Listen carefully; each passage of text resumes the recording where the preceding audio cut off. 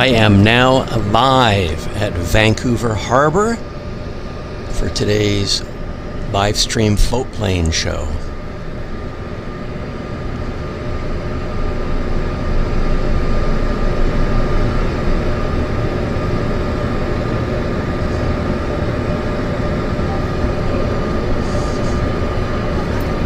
Hope everybody's doing well. I'm just doing a bit of setup here and doing some social media share to kick the show off, etc. So, hope everybody's doing well. Hope everybody's had a good week. This is the pre-show. It's now 7:19 a.m. here in Vancouver, BC, Canada. My name is Henry Tenby, and this is the JetFlix channel here on YouTube.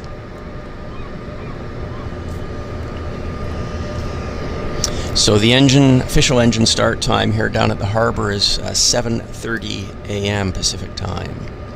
So we've got a little bit of time here, about 10 minutes, just to say hello with each other and for me to do my social media posts to promote the show in my various channels. So it's a good chance for me to do this all in a relaxed way.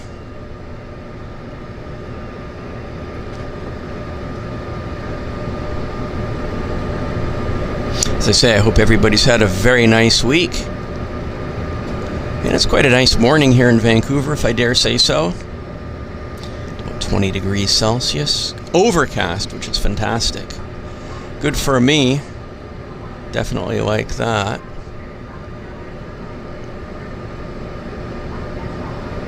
So,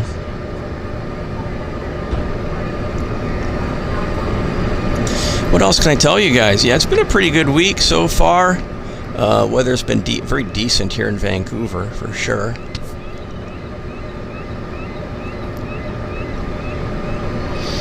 And it's going to remain seasonably warm, according to the weather forecast, well into mid-September here in Vancouver. So that's a good thing. I understand they're having some colder weather in eastern Canada. We've kind of flip-flopped on the weather forecasts. So we've got their warm weather, they've got our cool weather. So I don't mind that one single bit. Don't have a problem with that. So let's have a look here.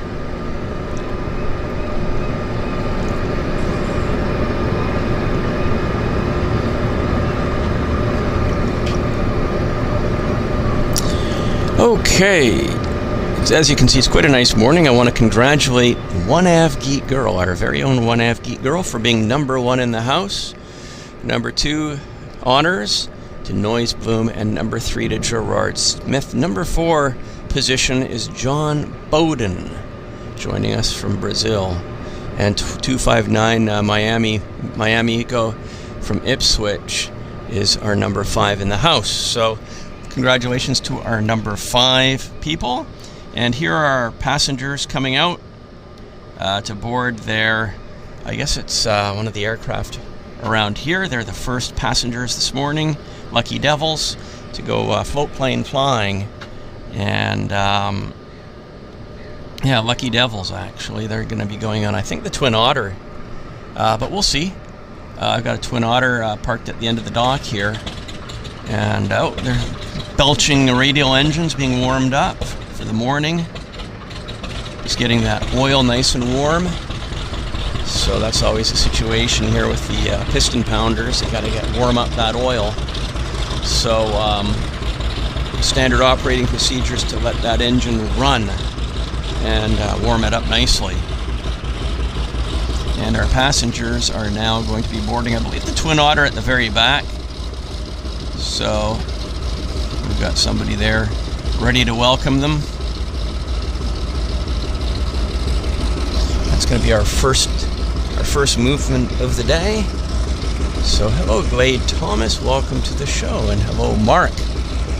Wet morning wherever Mark is situated. Wet morning Thursday. Yeah, here in Vancouver it's actually quite dry and pleasant. 20 degrees Celsius. Cloudy, which is fantastic for us. I don't have to roast under boiling hot conditions, and it's super comfortable. So current time is 7:24 a.m. Pacific time here in beautiful Vancouver, British Columbia, Canada. Mark is in Victoria. So it's interesting, in Victoria they've got saturation, and we're bone dry here in Vancouver, which is wonderful. It's great to know. So let's see if I can open up this camera and get some more detail as these packs board their flights. Yeah, as I say, lucky devils are going to get to go flying on a Twin Otter this morning for the 30-minute sector, harbor to harbor. Most of the flights, I'd say probably 90% of the flights out of here are between here and Victoria, which is the capital city of British Columbia, named after Queen Victoria. So, yeah. We're coming up to the end of our peak tourist season here in Vancouver. It's been a very nice summer, beautiful and warm. We've had very little rain. It's been a good summer. And 259 My Amigo says we just booked a flight with Harbour Air for my first visit in October. Wow, after watching their operation on these streams. I'm so glad to hear that. You should tell them that it was our streams that when you get there, when you get to the flight, you should mention, if you could, that it was our streams that provided the inspiration for you to book the flights. So yeah, that's really fun. Hope you have a Twin Otter flight. Hope you get to ride on the Twin Otter. So that would be good. Welcome to the show, Philip Ansett. Hope you're doing well, Philip. Float plane extravaganza, exactly. Let the wet, soggy times begin. Let the wet, soggy times begin. So yeah, we've got the beacons on here on the Twin Otter, so I'm guessing they're just about ready to start engines. Fire up those PT6s, and they'll be well on their way for a beautiful scenic flight across the water from downtown Vancouver to downtown Victoria. It's a flight that I'd like to do. I never got to do it during the summer. Who knows? Maybe in the fall. We'll have to see if my schedule will allow. It's going to be a busy fall. Busy fall. Lots of aviation shows coming up and whatnot. So, but what a nice, beautiful day it is here in Vancouver, isn't that? Look at that sight. What a sight to behold. Beautiful. Absolutely magic. So just to give you guys a bit of a lay of the land, here is Canada Place. We don't have any cruise ships right now, but it just gives you a general view of our beautiful harbor here in Vancouver. So birds are buzzing about, and pretty soon we're going to have that Twin Otter. There was a bird right there. But this Twin Otter should be lighting up here just at any second.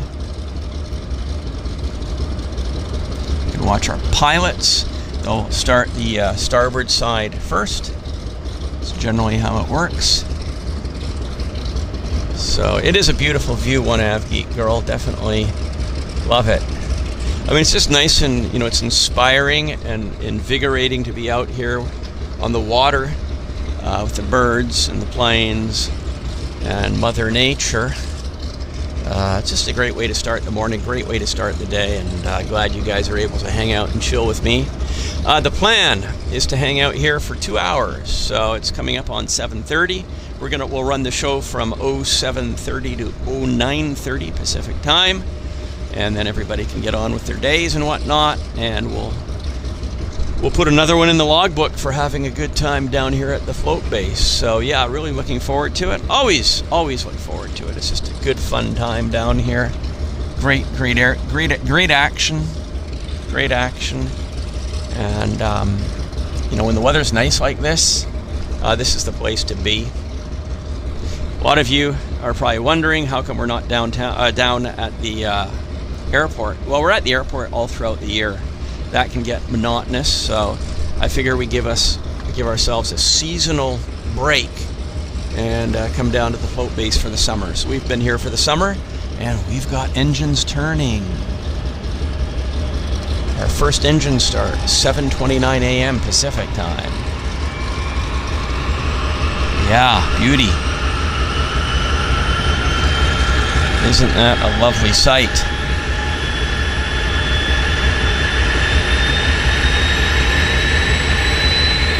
Enjoying it. It's a very nice view, 1/2 deep, girl.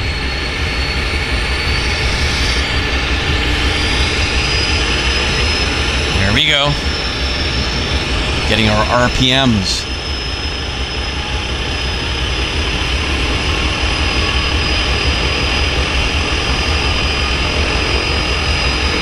Nice. Beautiful. Port side engine is now turning over.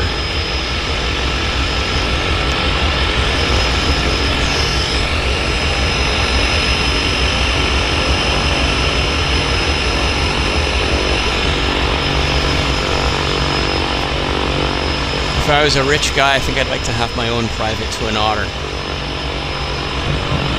Just to go buzzing about in. It's a cool looking airplane.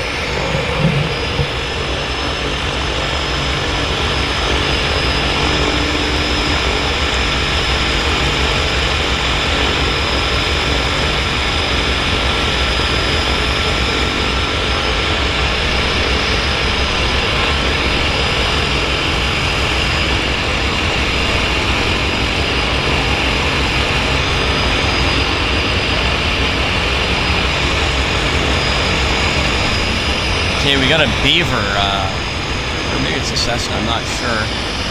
We've got our first arrival. It looks like it's, it is a Beaver, so it's coming in here. So as per standard operating procedure, we get usually multiple airplanes on the move at the same time. Welcome to the show, Esther L. Nice to see you, Esther. We hope you've had a good week.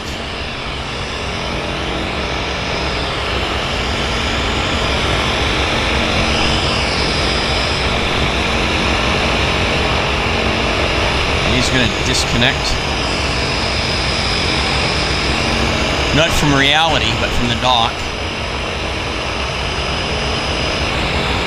Hello, Karen Munson. Welcome to the show, Karen. Nice to see you.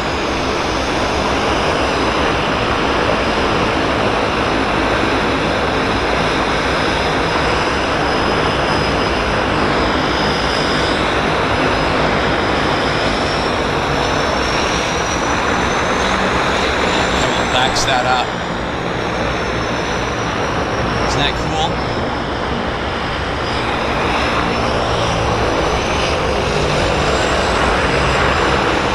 Very neat. And we've got our Beaver now coming in. So let's see if we can get the Beaver. Somewhere way out there in the yacht. Ah, there he goes. I've got.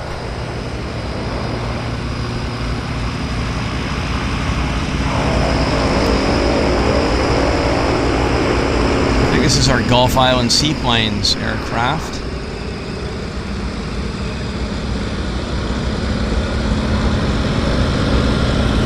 Hear that round engine.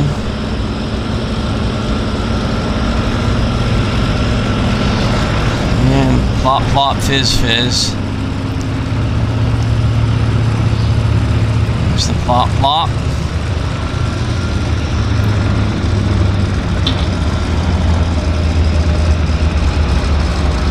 Nice. Yeah, there she goes. Wonderful. Okay, so We've got 1 and 2.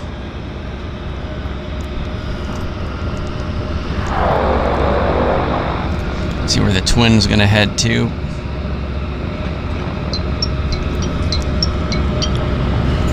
Hello, Mixter A350. Welcome to the show, Mixter.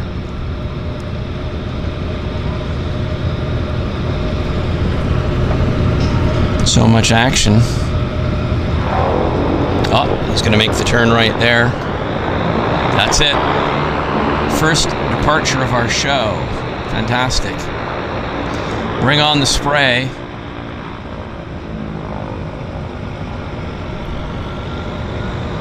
There we go. Showtime.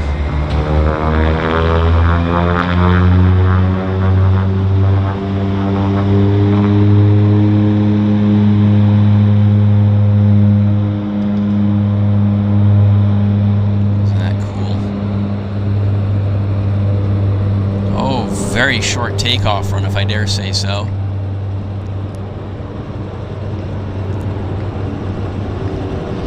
It's climbing nicely into the stratus.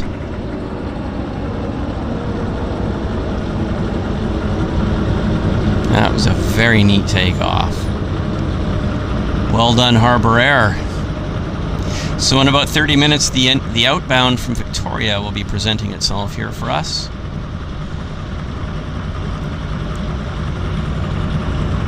Okay, so as one leaves, one arrives. This is our Seaplanes Beaver coming in. The beautiful Haida roundel on the side. Gulf Island Seaplanes. Mr. CFHRT is the Reggie. Seafart.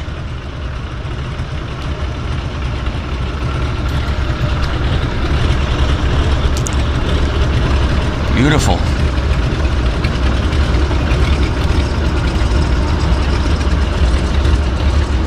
Yeah, I love the Haida roundels on the tops of the wings and on the fuselage. It's kind of like a World War II USAF roundel treatment.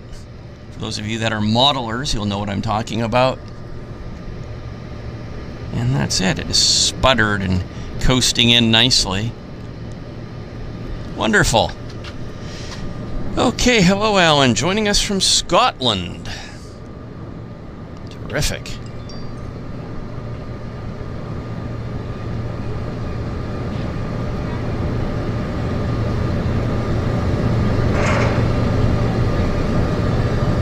And we have BR in Winnipeg. Wonderful. Always nice to have Winnipeggers join our show. Hope all is doing well in Winnipeg this fine morning. And glad to hear that we are streaming from one of your favorite spots. And welcome to the show, Anders from Stockholm. Great to have a international presence on the show. Always appreciate that.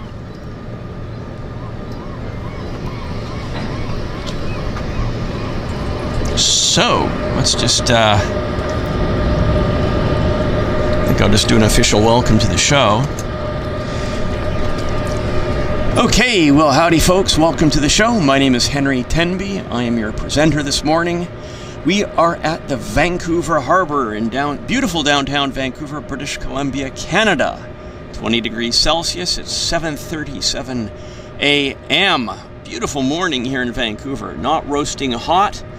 And we don't have the blaring sun, so it makes it really nice and easy to run the camera and present the stream without blown out colors and blasting contrast. So we're going to be here for the next 2 hours. That's the plan, bringing you the float plane action from the harbor here.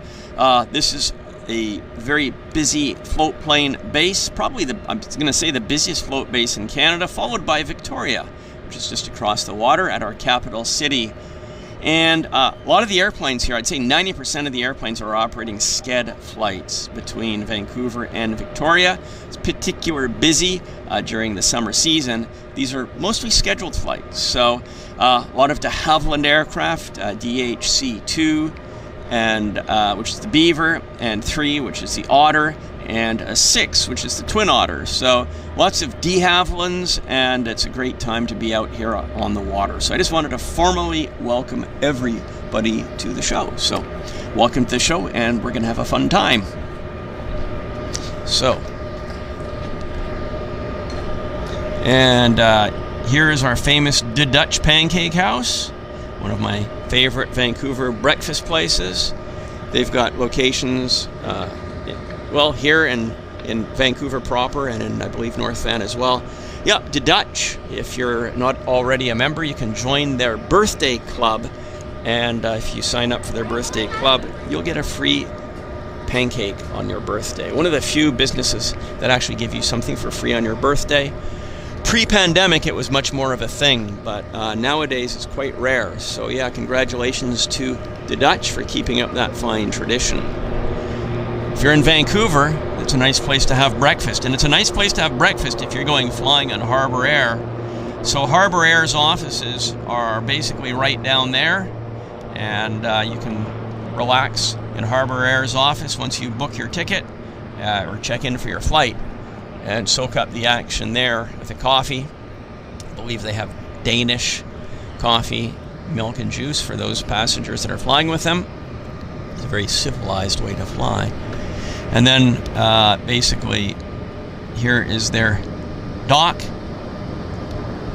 And as you can see, we've got quite a number of float aircraft here that are waiting to fly today. So it should be an interesting morning. Standard operating procedure is the passengers walk to the airplanes and climb aboard. And that's how it works. So yeah, it's all-weather operation here. So even if it's lashing down with rain, they have a certain minimum ceiling that they can fly in. I think it might be 300 feet. So as long as the weather doesn't collapse below 300 or 400 feet ASL above sea level, the operation works.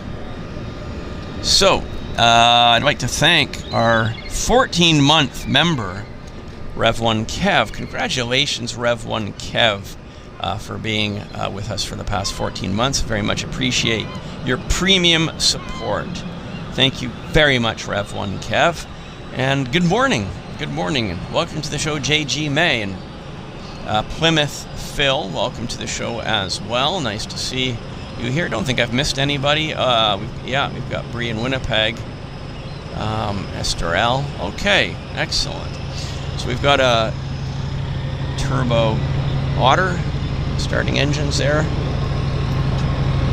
Probably heading over to Nanaimo. So that's my educated guess. It's probably the Nanaimo service. Firing up.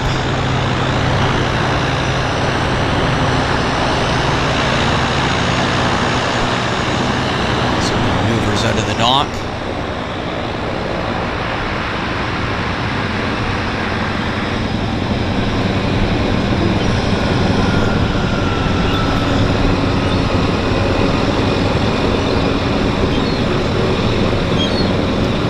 Look at the windsock, it's dead as a doorknob.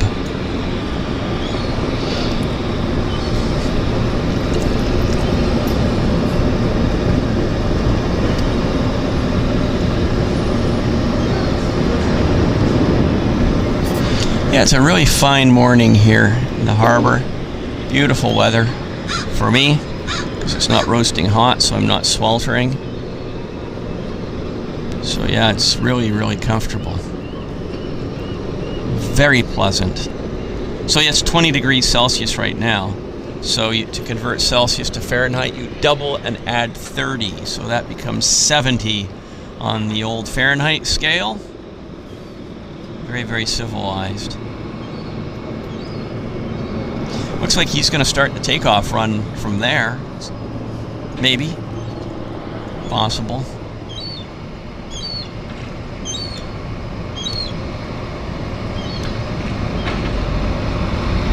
See where he's going to head to.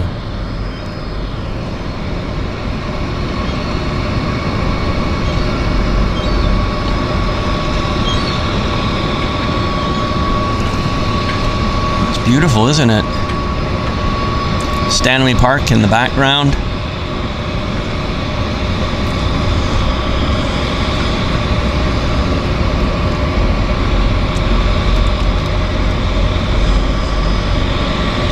More passengers coming out.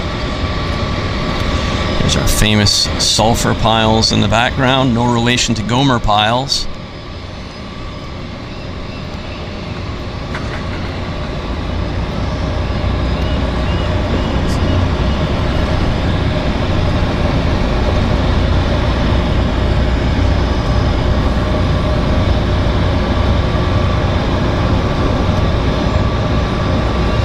Such a beautiful sight to behold. Yes, Karen's done the conversion there for us as well. 20 equals 70. It's a really great temperature.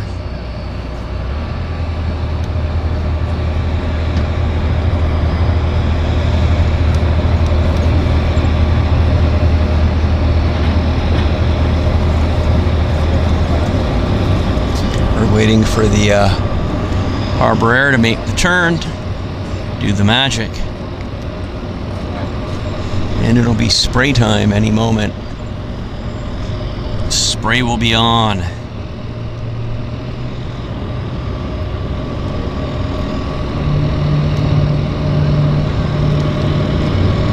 It's going out. We've got a Cessna Caravan as well coming in. Does that mean no photography? Cameras in bag? There we go. Here we go. It's spray time.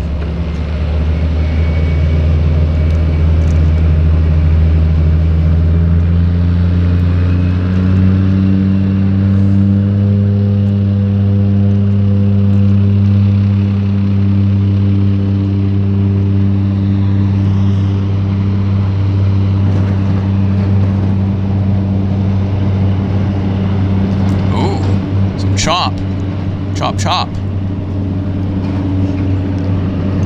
A little bit of chop there.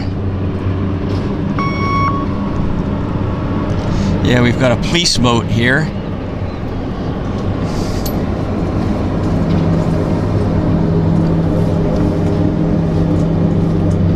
There's our sulfur pile.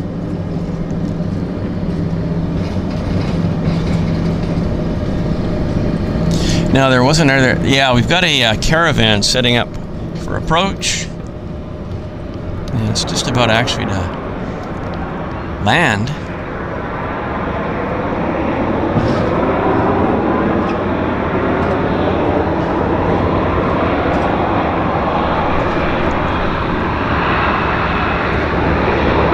Sea bus in the background. Nice landing on the caravan. Nose high attitude, rinsing off the tail.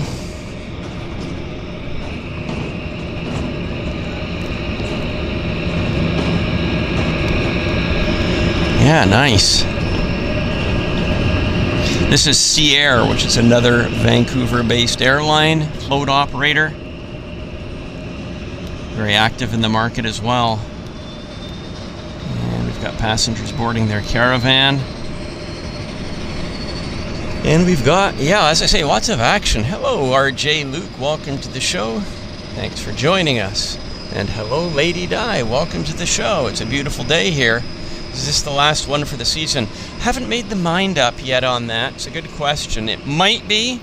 Might push through and do another one next week. Just have to play it by ear. And yeah, that's a very good question. I actually hadn't yet made a definitive decision on whether this is the last float show of the year, or the season, I should say. So I've got to just take that under consultation with the weather and some other factors as next week approaches.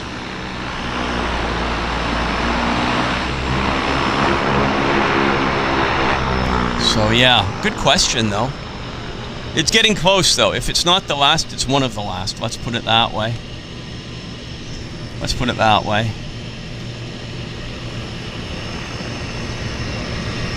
So here comes our Sea Air.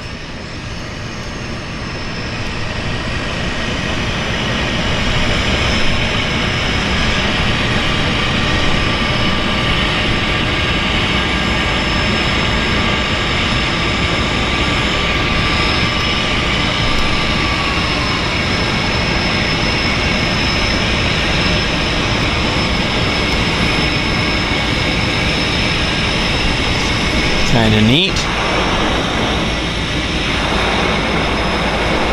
The birds are buzzing me. They're coming in to see if I've got food, which I don't.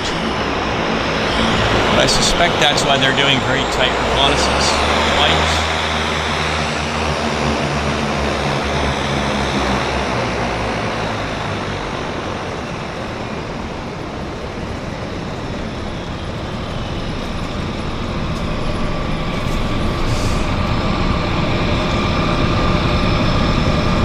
Hello, Mike Perdomo. Welcome to the show, Mike Perdomo. It's a good morning here. Very comfortable. Very traffic was light coming in. It's a no news day today, so I don't have any news to share. So,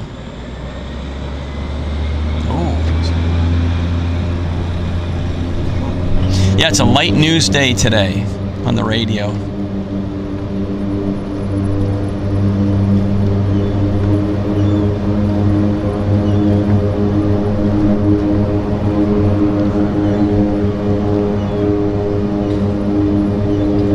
Splashing about nicely.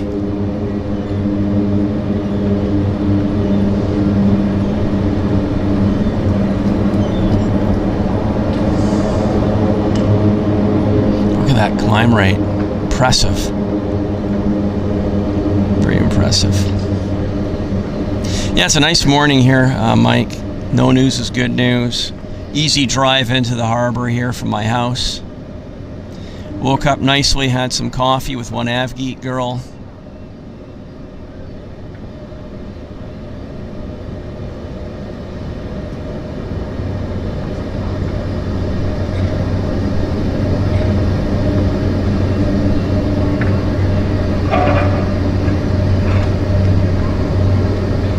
Very neat.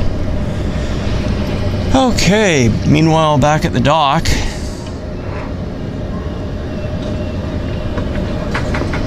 Let's see, we've got the passengers coming off the Sea Air.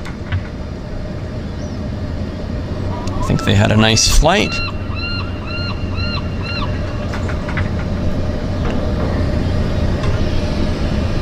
And we've got passengers heading over to the Harbour Air there on the other side. I kind of missed them.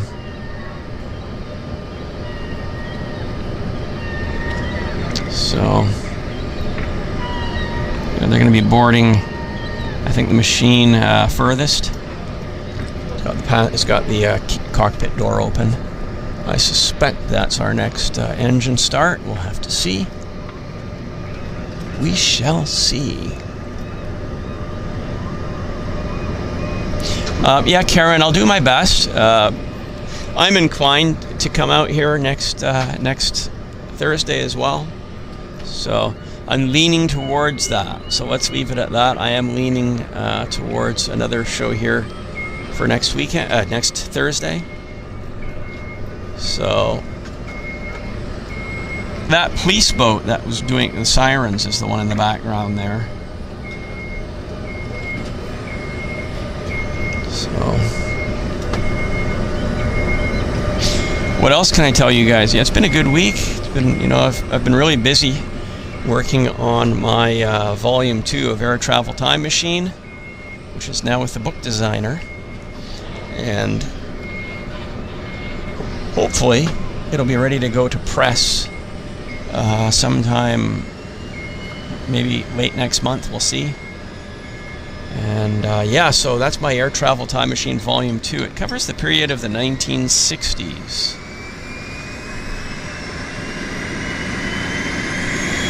Okay, it's showtime. Harbour Air, I think. Wow, Noriba joining us from Kobe, Japan. Welcome to the show, Noriba.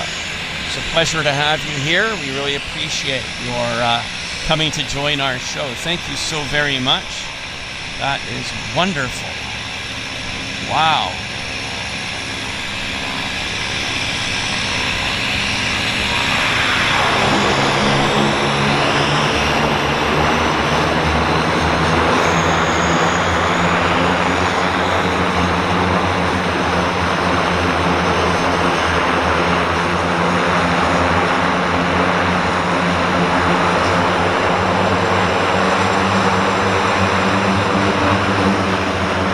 Yeah, it's Harbour Air. It is Harbour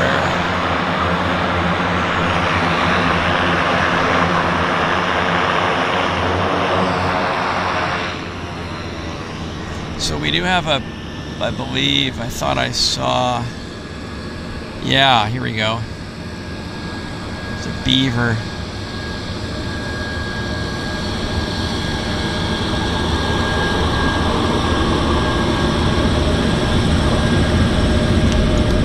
Piston pounder beaver making its way to the base. It'll be turning final.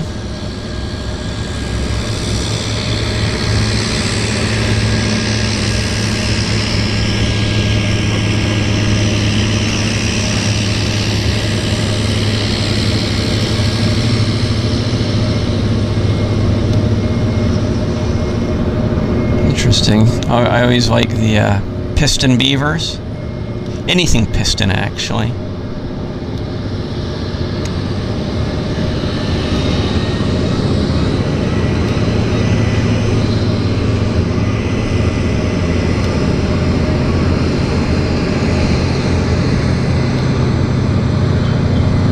That looks very nice.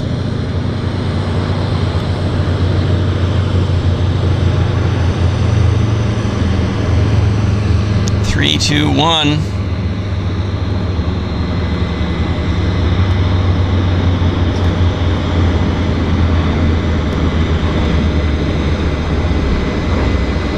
Also Gulf Island Seaplanes. Name of the company, Gulf Island Seaplanes.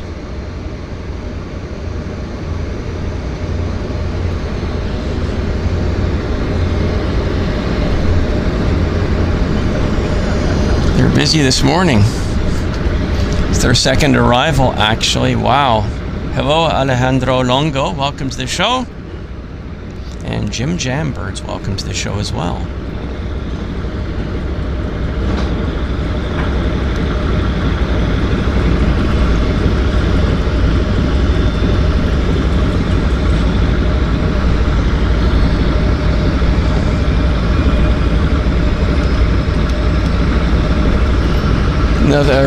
We've got another Turbo Otter starting engines.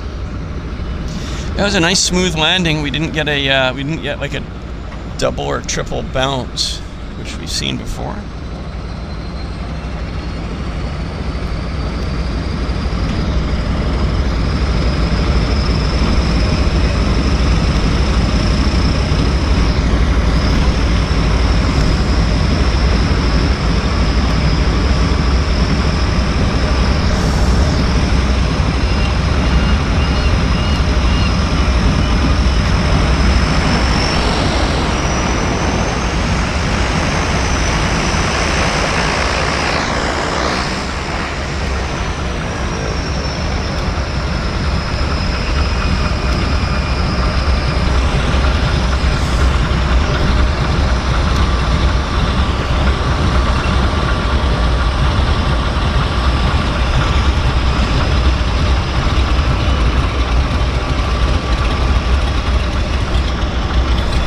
Boy, so much action. 3 airplanes on the move here. The Caravan is starting its engines. And if we have a look what's happening over on the other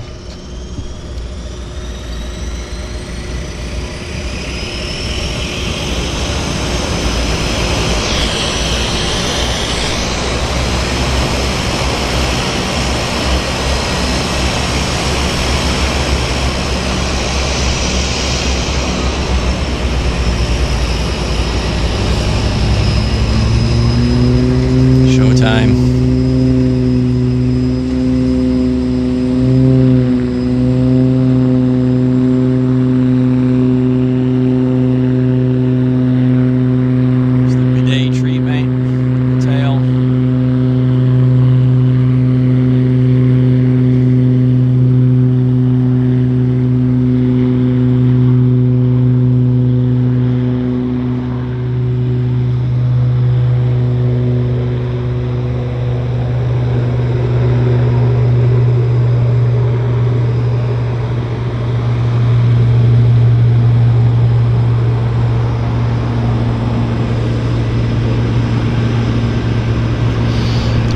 take off.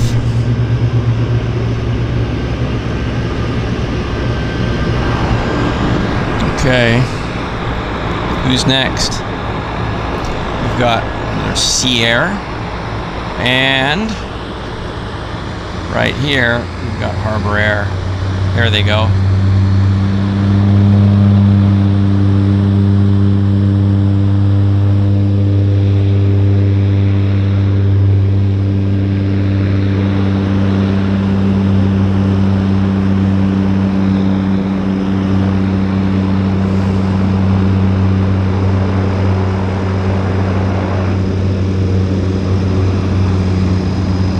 Nice climb.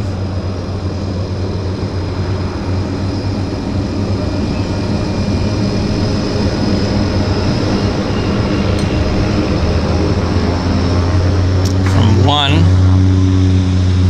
to another.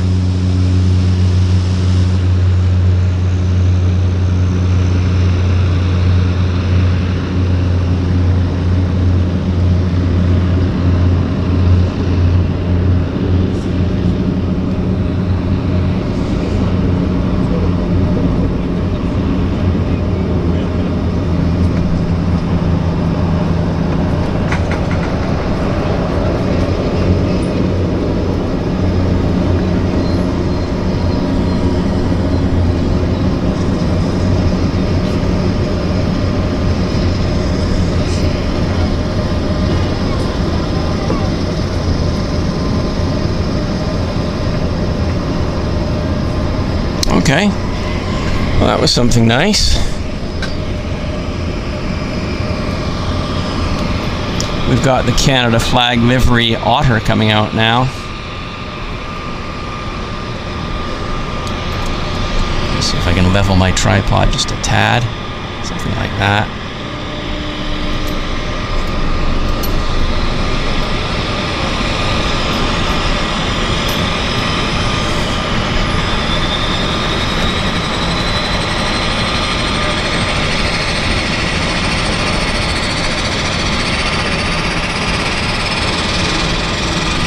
And so we've got another caravan starting up right there.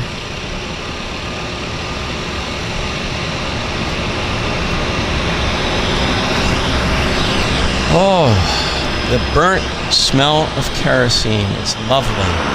Just lovely. Hello, Etienne. Nice to see you, Etienne. Welcome to the show.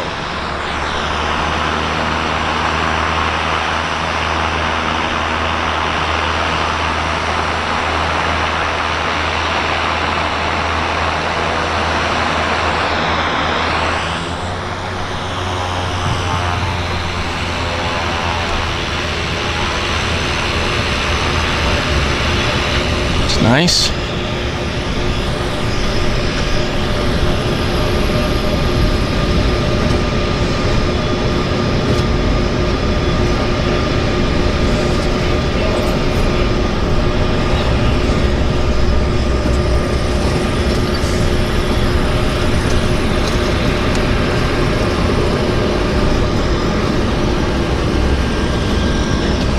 Okay, back to our Canada flag.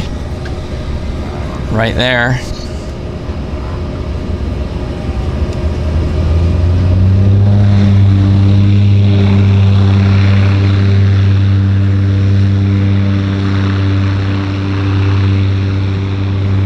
There she goes. A mayhem trail of spray, wind, and beautiful sound.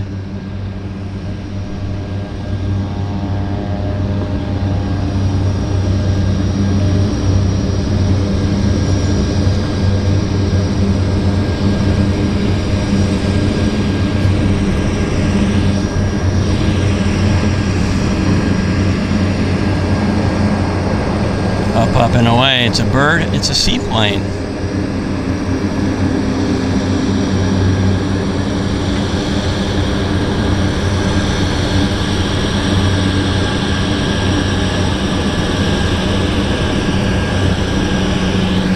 Okay. Here's our next aircraft. Yeah, it's a beautiful livery, Karen. I like it a lot as well. I think it might be nicer than Harbour Air's other livery. I think. Yeah, I do think I like this better than the other livery of Harbour Air. I mean, they're both nice, but we are allowed to have preferences.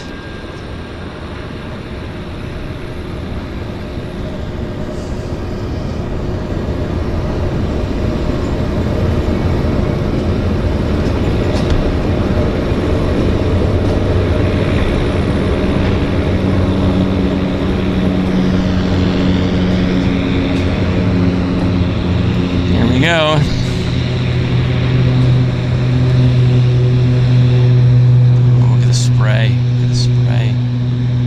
So nice.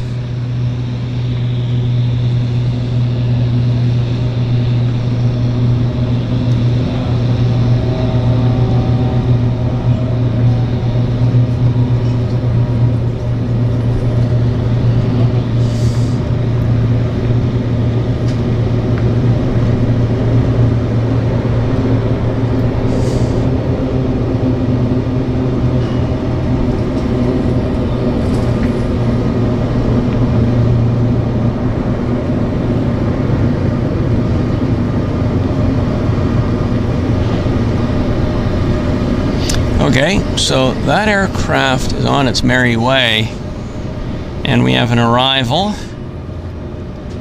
right over there. So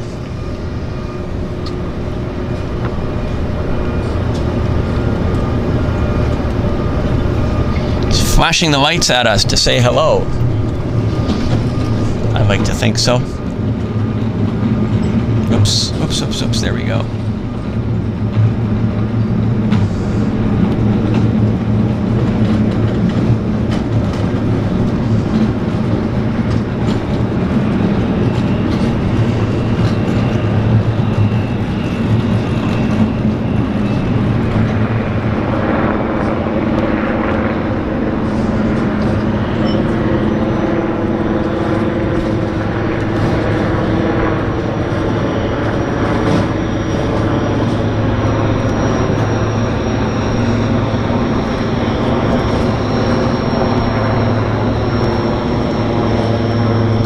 Effortless, wasn't it?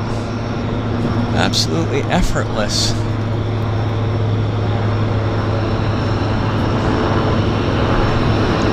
Oh, that was very nice.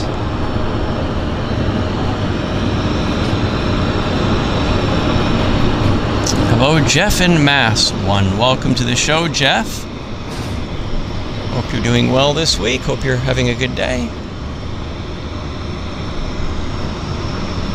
We've got a Twin Otter on approach.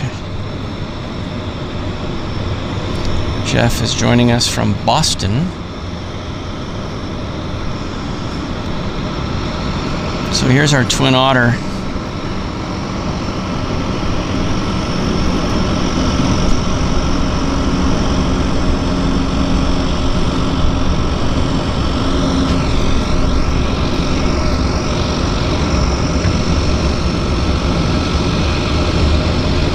See, because it's cloudy, I'm able to follow it. When it's blaring sun, it's very difficult for me.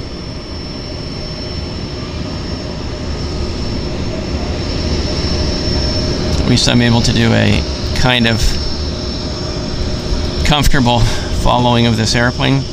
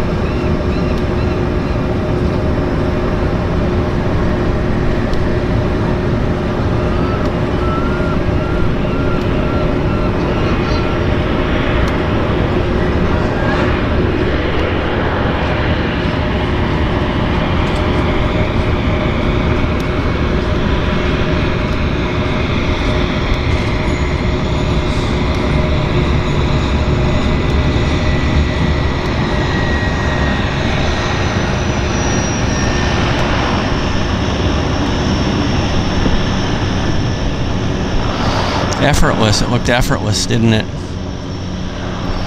Very nice landing.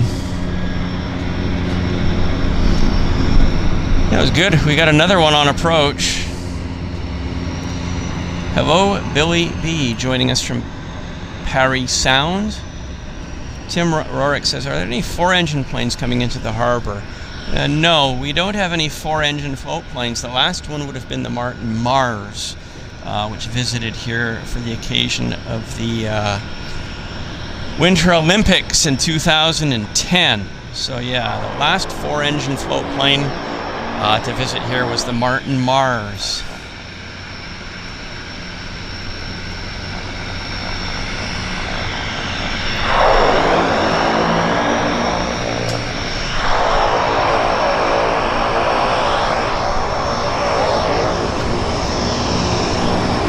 In Japan, they have the Shingmiya flying boats. We don't have the Shingmiya flying boats here. I wish we did, though.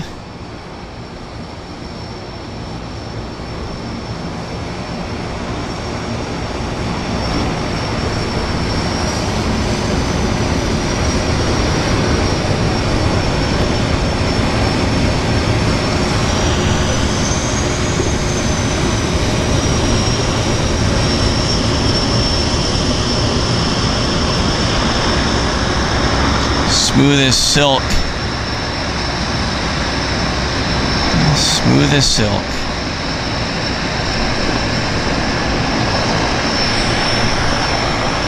Okay.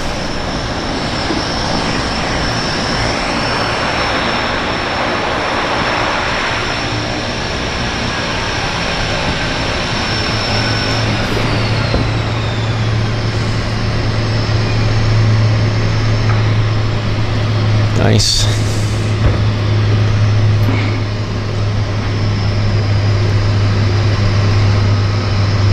Watch the passengers come off. Hello, Paul McKenna. Paul is joining our show from Ireland. And yes, Canada Place is a great place for watching the action. It certainly is. I'll be in Vancouver next week. Wonderful.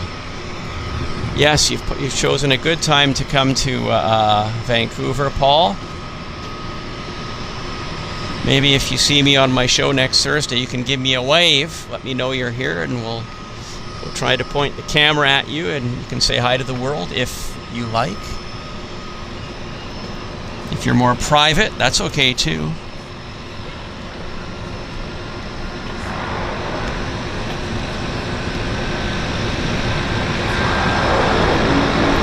Here comes the passengers off the Twin Otter.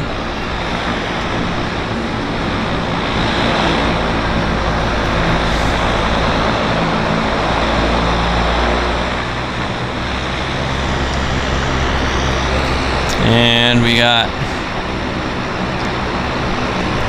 this aircraft arriving at dock now.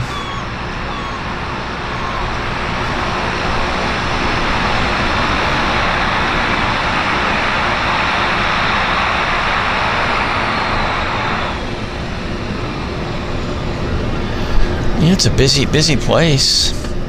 Busy place. That's great that you're coming to Vancouver for your holiday, Paul. Wonderful. Canada's very appreciative of the business. We're grateful that you decided to spend your tourist and holiday dollars in our country. And we hope that you'll have a very rewarding visit.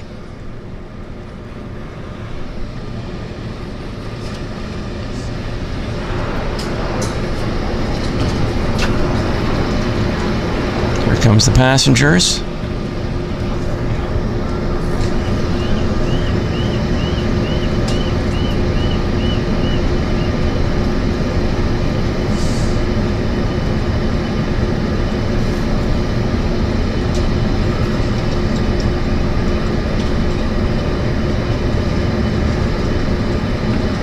Great way to arrive in Vancouver. Great way to arrive in Vancouver.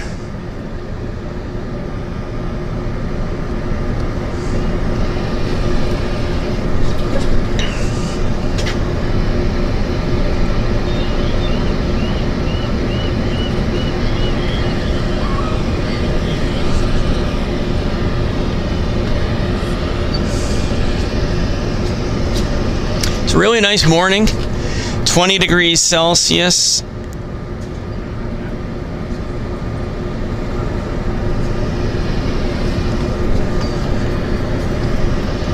Aer Lingus should start direct service summer service between Dublin and Vancouver. That would be a great idea. Aer Lingus has never operated scheduled service between Vancouver and Ireland. It's just too small a market, I guess. So I believe last summer Air Canada, and maybe even this summer, Air Canada has operated seasonal service between Vancouver and Dublin, maybe once or twice a week.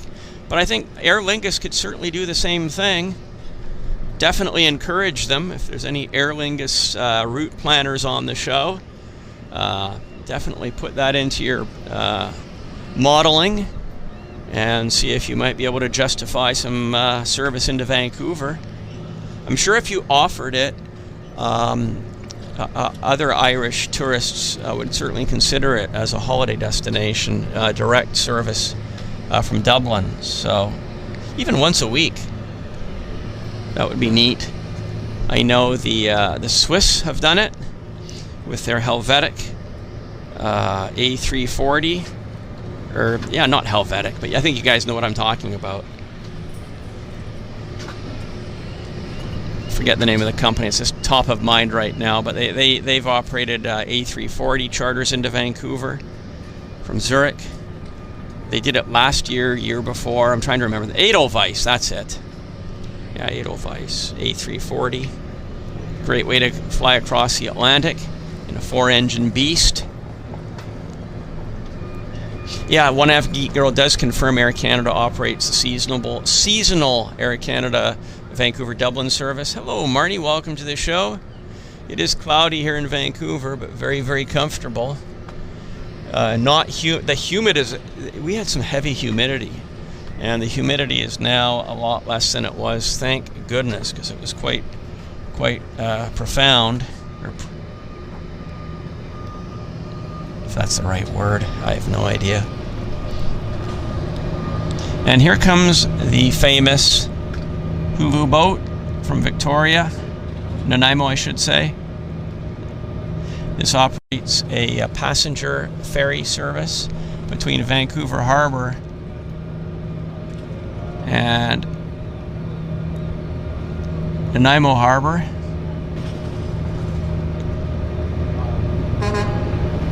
He's peeping his own horn.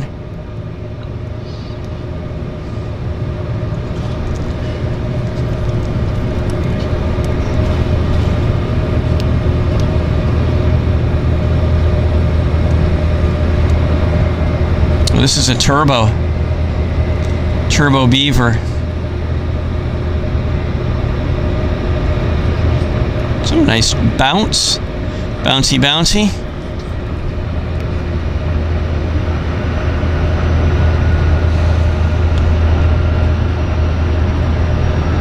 Neat. Yeah. So take your pick. If you're a plane spotter or a boat spotter, we've got you both of you are covered here.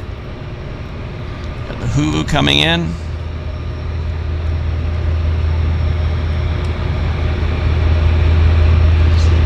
Parking here at the harbor.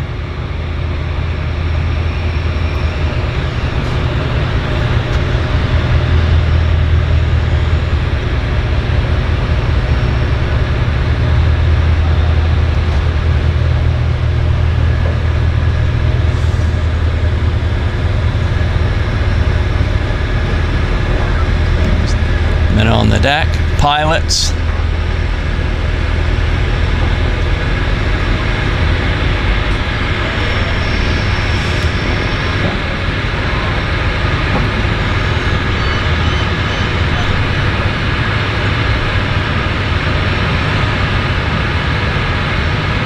Hulu has arrived.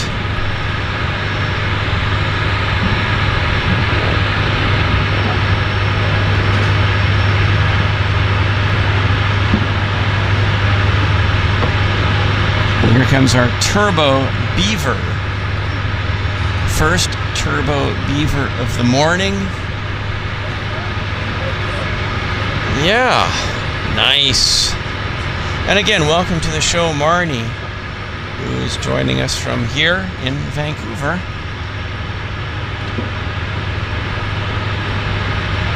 It's a Sea Air flight.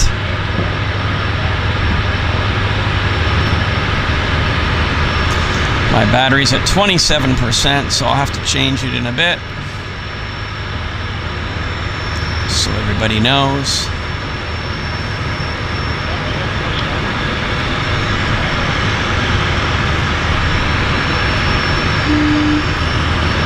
Somebody's tooting their own horn.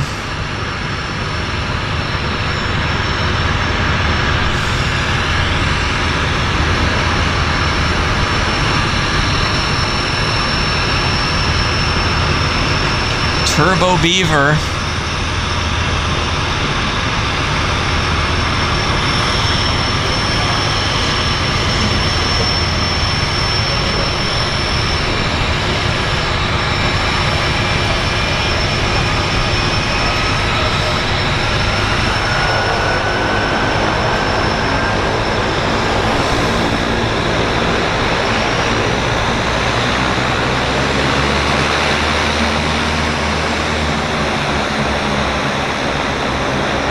It. Attaboy. Done. Done is done.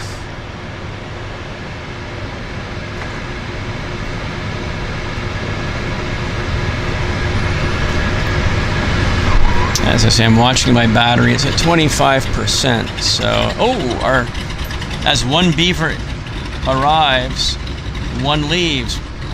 In with the turbine, out with the piston. Nice. Very nice.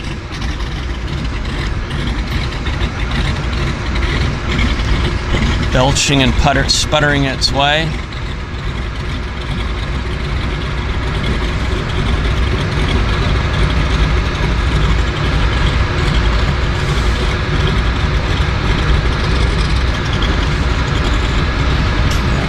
Old round engines.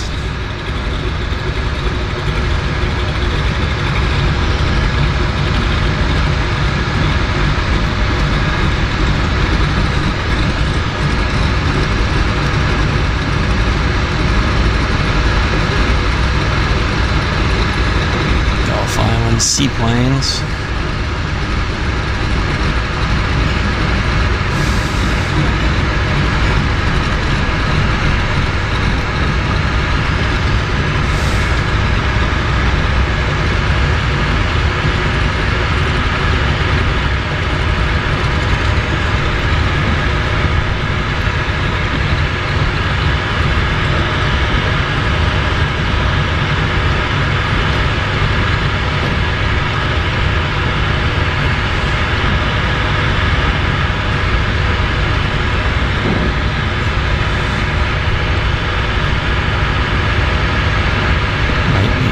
Heading out now.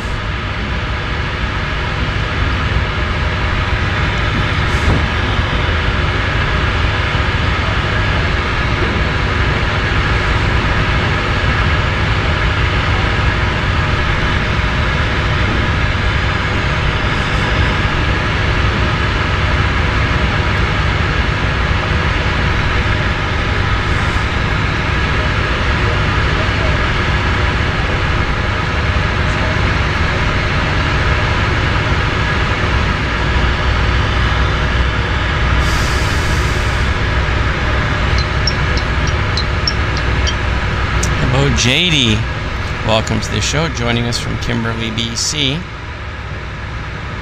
And Susan Turner, welcome to the show as well.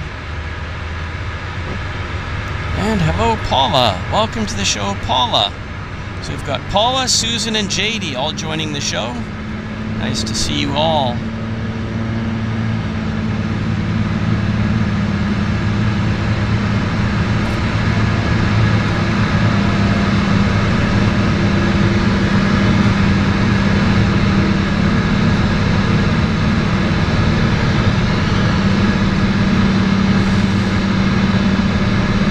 You'll notice that the climb profile on the piston Beaver is a lot shallower than the turbine aircraft. It just doesn't have the same power, obviously, as the turbine engine. It just disappears behind the trees. Oh, I just knocked the tripod. Yeah, I think I got up. Let me just re-establish. I think it's okay. I didn't do any serious damage, if you will. And here comes our passengers off the Hulu. Right there. These are the Hulu passengers coming out of their ship.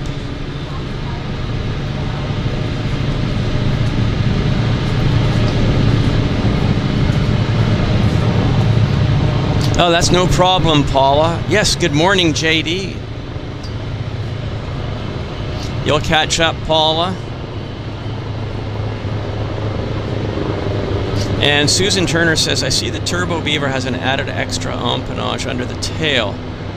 Yeah, okay, yeah, I guess so. Yeah, it must. Yeah, because of the extra strong power on the engine, it's something added.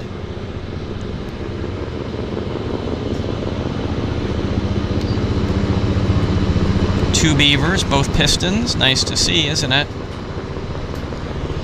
Double piston Beavers. But look at all the passengers coming off the boat. Quite a number of passengers.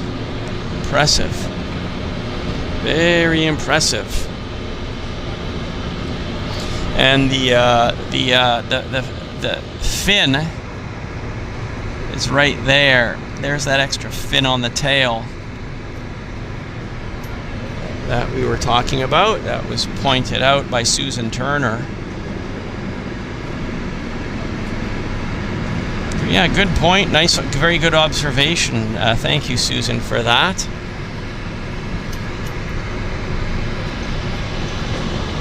So we have a Twin Otter, I believe, that's about ready to start engines. This one here.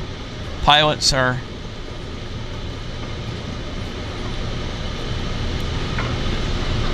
just about ready. Start it up. My battery's at 17%, so I think I better do a battery change right now, actually, because I don't want to be caught with a battery collapse. It's collapsing rapidly. We're going to do a battery change, folks.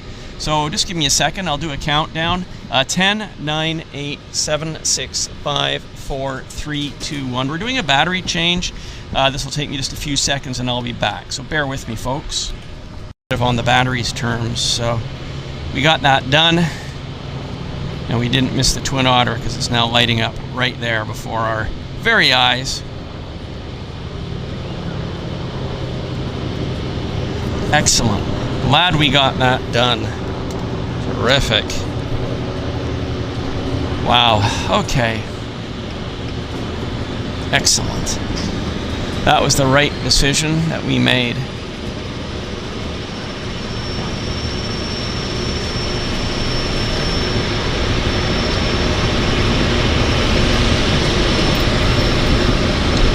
Oops, it's me. Wow.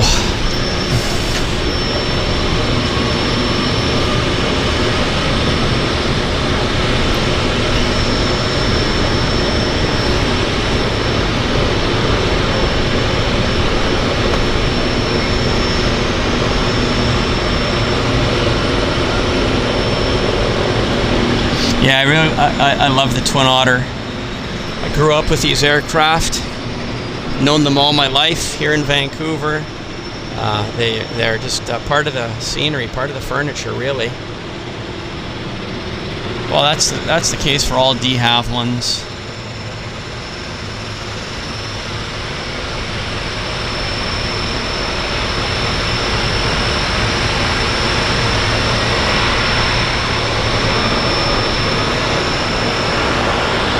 Great stuff. Hello, EGPX. Welcome to the show. And Houston, Texas, welcome to the show as well. Excellent.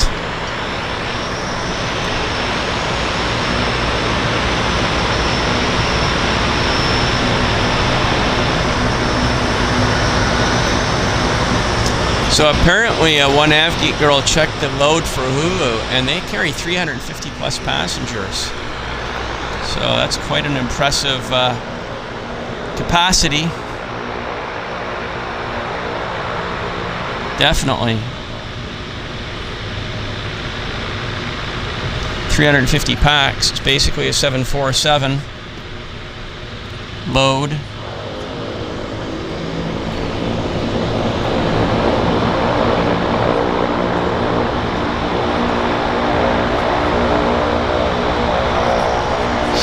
Oh yeah, the burnt smell of kerosene in the morning.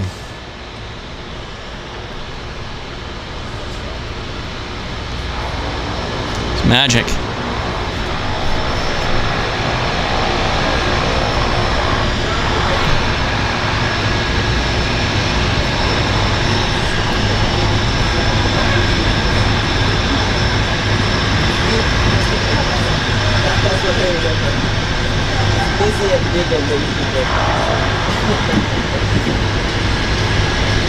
Good, yeah, and making some progress.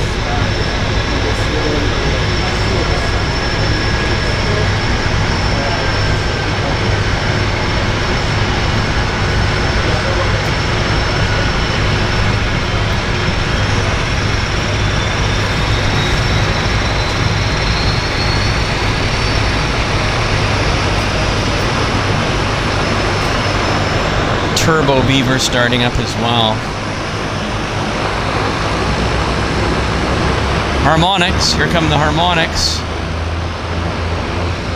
Fabulous harmonics on the two PT6s at max takeoff power.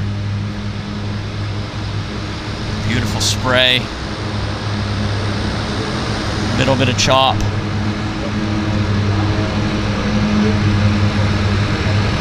She's up like a shot. Look at that, my goodness. Not much effort on the takeoff roll.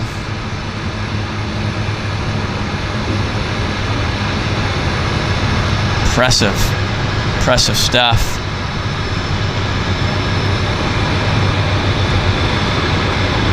As one takes off, we've got another one right behind it. And three, actually. We've got three airplanes back to back. I mean, it's pretty darn good. No complaints at all. I'm enjoying the proceedings immensely. Yeah, float-equipped A380. Maybe it's on the drawing boards.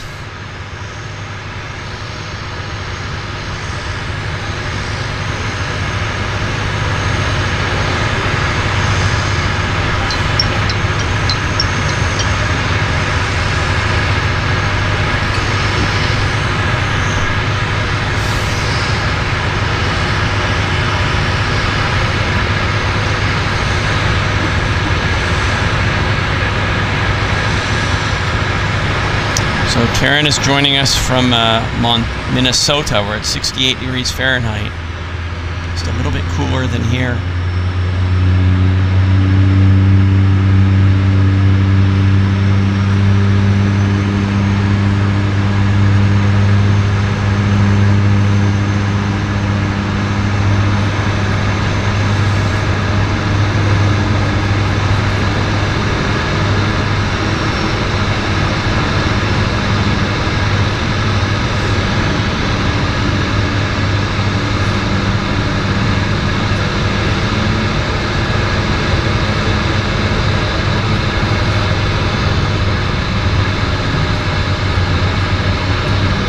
There's one, and right back at you, number two.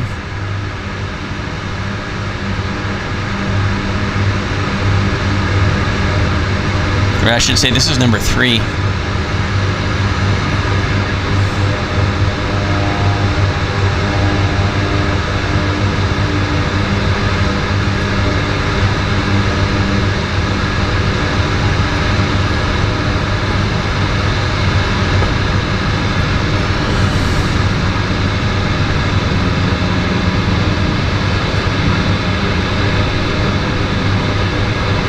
Nice sulfur pile shot.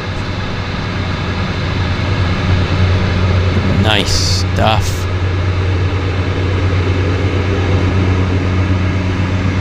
Very, very nice. Oh, no, I'm getting the cooking smells either, I think, off the ship, off the Hulu, because it smells like breakfast. It smells like breakfast. I'm smelling eggs and bacon, toast, coffee. That's what I'm smelling right now. Yes, welcome to the show, Sue Major. Nice to see you here, Sue. Hope you're doing very well.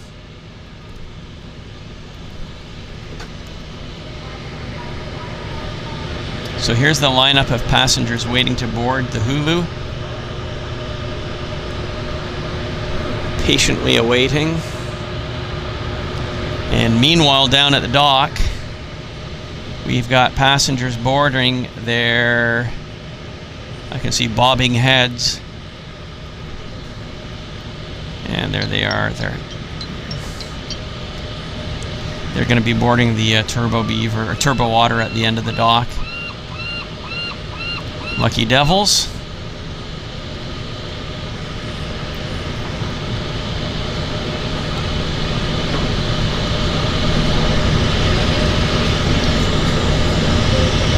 Okay, and while they're doing that, we've got a turbo here that's just about ready to start up.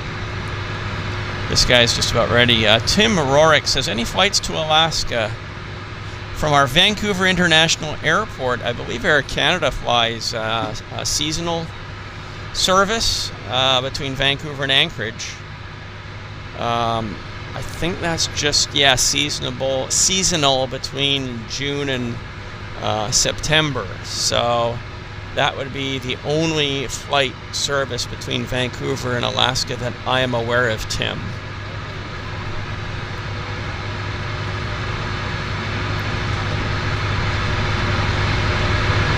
And hello, the Galley. Welcome to the show, the Galley.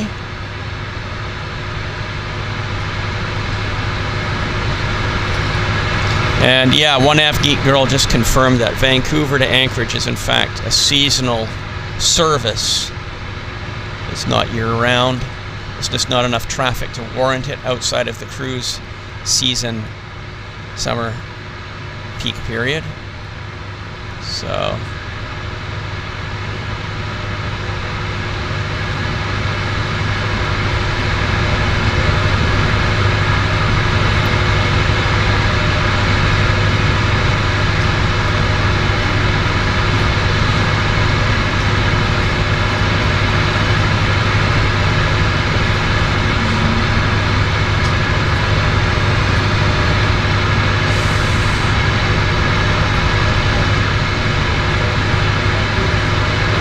we're just waiting for this aircraft to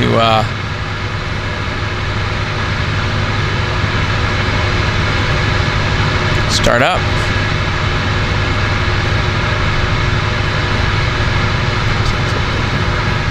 Maybe he's waiting for an extra passenger. We'll have to watch the proceedings here.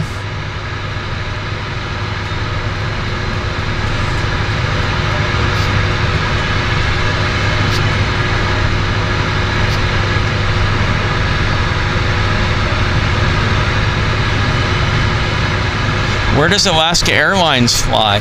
I believe their hub is Seattle. So I'm going to say that most of their flights are... Well, Alaska Airlines is now they're not just an Alaska company. They fly everywhere in the U.S., I believe. Kind of like Southwest, that kind of an operation. But in decades past, Alaska Airlines was based out of Seattle. I believe their corporate headquarters is at SeaTac Airport, and their bread and butter, most of their flights in decades past were between Seattle and Alaska. So that used to be their niche, but again, I believe they've spread out of that niche and now fly to many points in the United States. But I'm not an Alaska Airlines expert. Obviously, they serve all the major points in Alaska: Ketchikan, Juneau, Dillingham, of course Anchorage, those kinds of places. Fairbanks, of course. the big places. Yakutat. I flew into Yakutat on a Alaska Airlines 737-200 in 1995. That was interesting.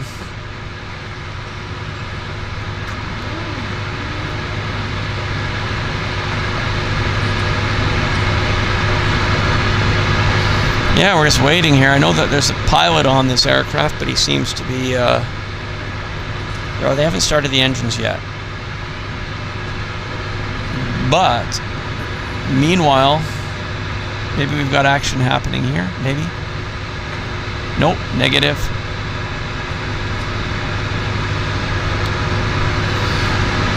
I'm getting that cooking smell again. That's the eggs and bacon and toast with coffee. Hello, Hazel Kitching. Welcome to our show, Hazel. Thank you very much for subscribing to the channel, Hazel. That is very much appreciated. Thank you so very much. And hello, Karthik, as well. Welcome to the show. It's nice to see you. Two new people, Karthik and Hazel. We have up here in the downwind there, a turbo otter. We'll follow it.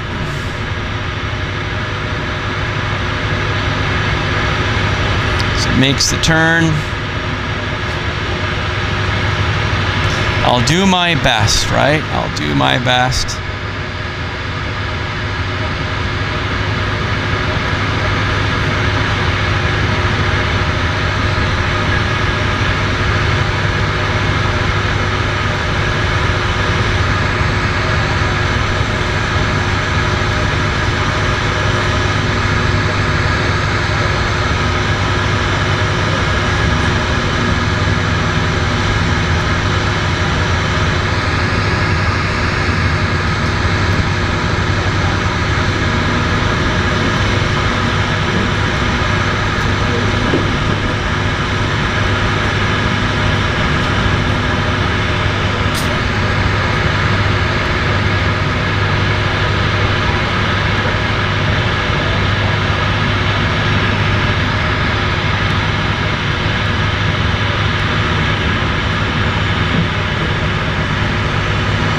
Bounce.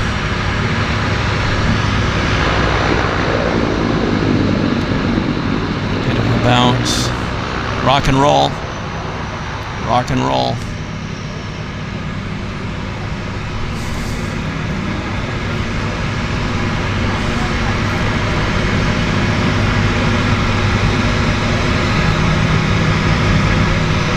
That was a nice landing.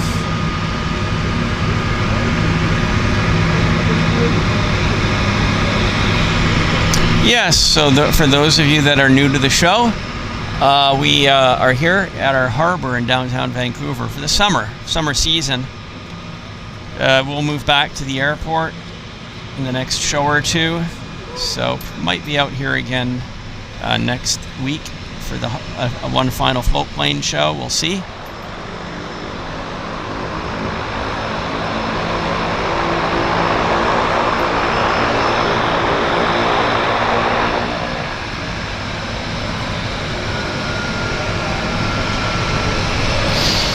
Ah, some nice burnt kerosene.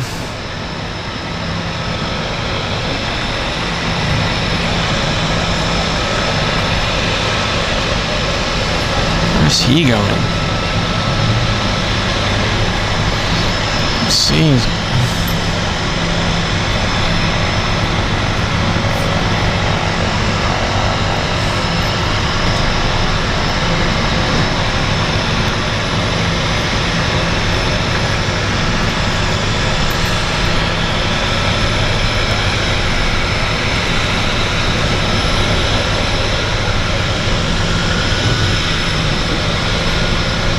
Double otters. That's where he's going right there.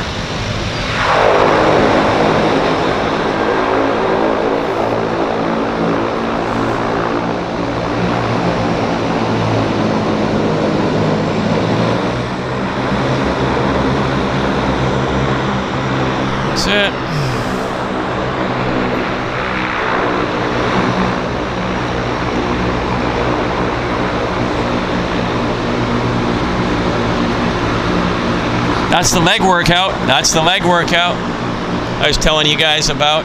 If you get a job with Harbour Air, you're going to definitely build up your leg muscles. Look at that. You just saw it. That's your morning leg workout. Terrific. Squats, leg pulls, all good stuff. Kudos to him. Wow. That was great.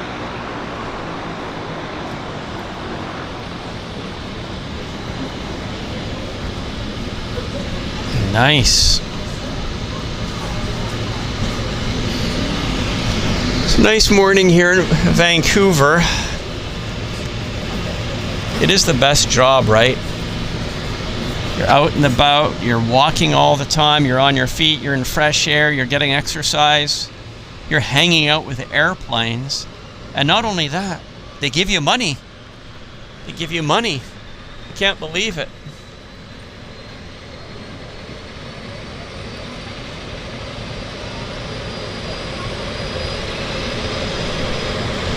In with one, out with the other.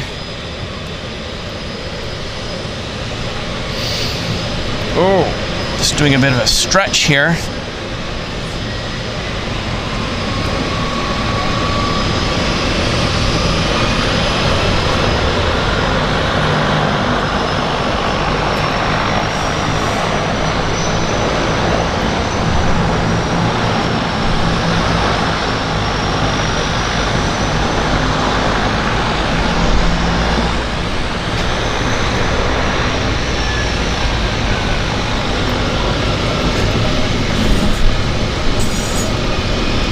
We've got another turbo on its way. Flying downwind at this moment. See if I can do a follow in on it. Say that quick. A follow in on it. I'm gonna do a follow in on it. It's a tongue twister.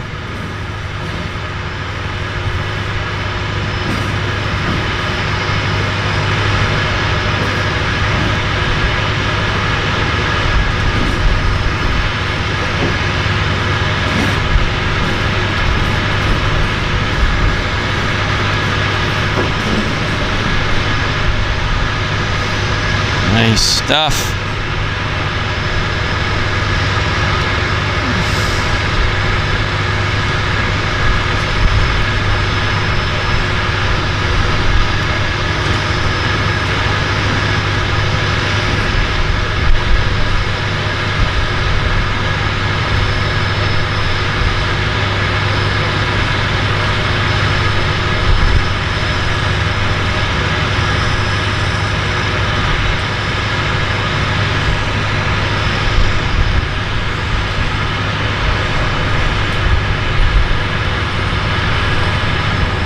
It looks so easy, doesn't it?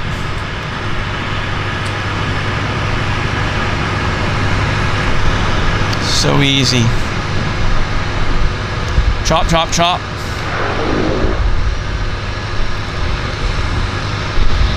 Effortless, effortless. Wow. Ooh, I'm getting burnt kerosene. It's lovely. Oh, nice. Nothing like the smell of burnt kerosene in the morning.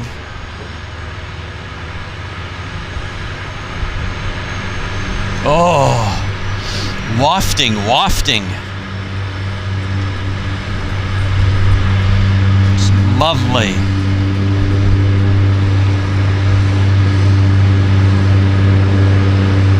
Float-based perfume.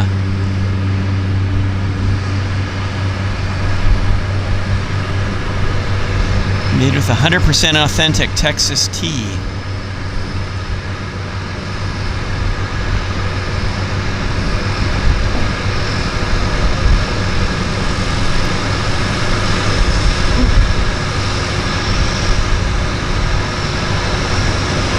Beautiful. Nice climb profile.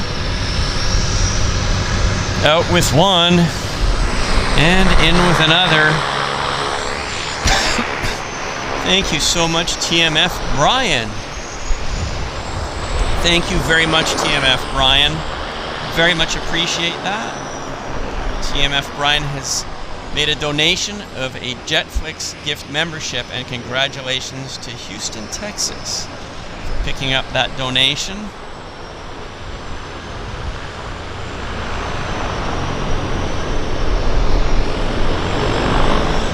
Fantastic. And hello, Michael Washuk. Welcome to the show, Michael. Michael says, yes, that's my favorite smell in the entire world, burnt jet fuel. It's fantastic, especially in the morning, right? Oh. Somebody should bottle that and market it, because you'd make a fortune.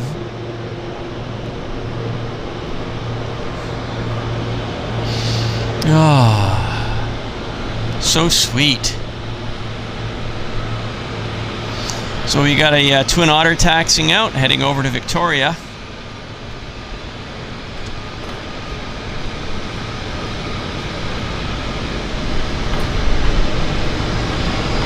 No shortage of action, that's why we're here, soaking it all up, no pun intended.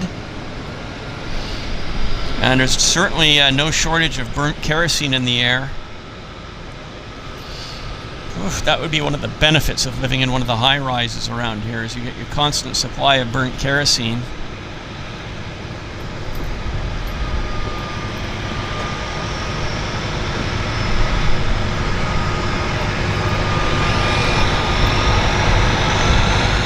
Okay, showtime. It's pouring on the coal, I think. Yeah, there we go, there we go. Those engines are getting ready to... That's it, that's it. It's just about ready to rock and roll.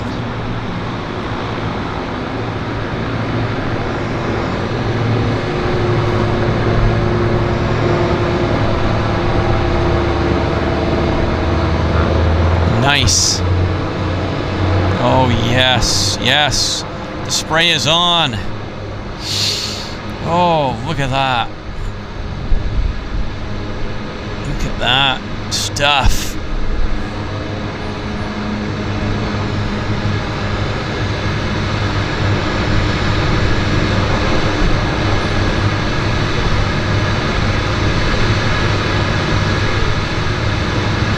Twin Otters up. Next stop, Victoria, British Columbia, the harbor.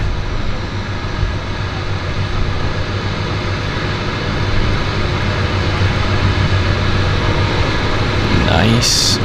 Okay, I'll do a bit more of a follow out here.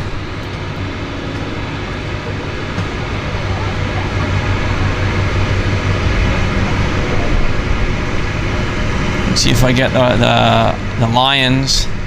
There's the Lions right there. That's the Lions. Okay, so our passengers are coming on out. These are... Where are they? Stand by 1 second, folks. They're boarding this Otter right before our very eyes.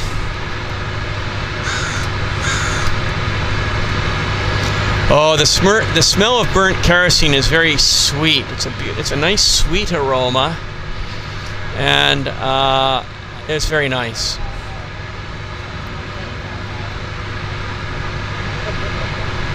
And Robbie Batista says, I'll be 26 soon. Well, happy pre-birthday, Robbie. We are wishing you a great birthday as soon as it arrives. And we're also wishing you a great year ahead. Coming up on September the 2nd will be Robbie's 26th birthday. So yes, we're wishing you a great one, Robbie. Thank you for telling us.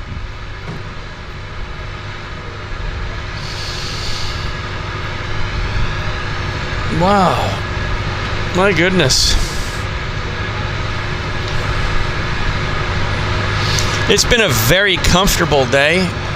We don't have any precipitation.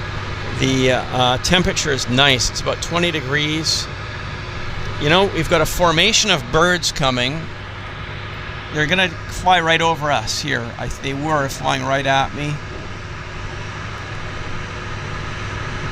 Canadian geese. No, those are loons. Like on our dollars, loonies. Those are loons. They are not Canadian geese. Those are loons. Flying in tight formation.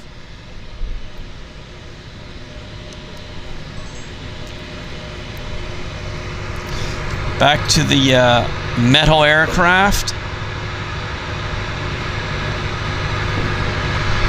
It was nice to get the Aviation show.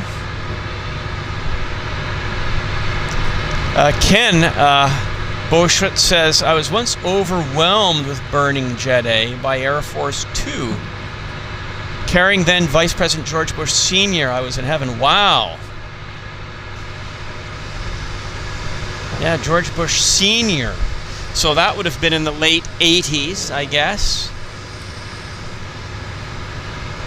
Or was it? Yeah, around then. Maybe 87, 88, somewhere around then. Amazing.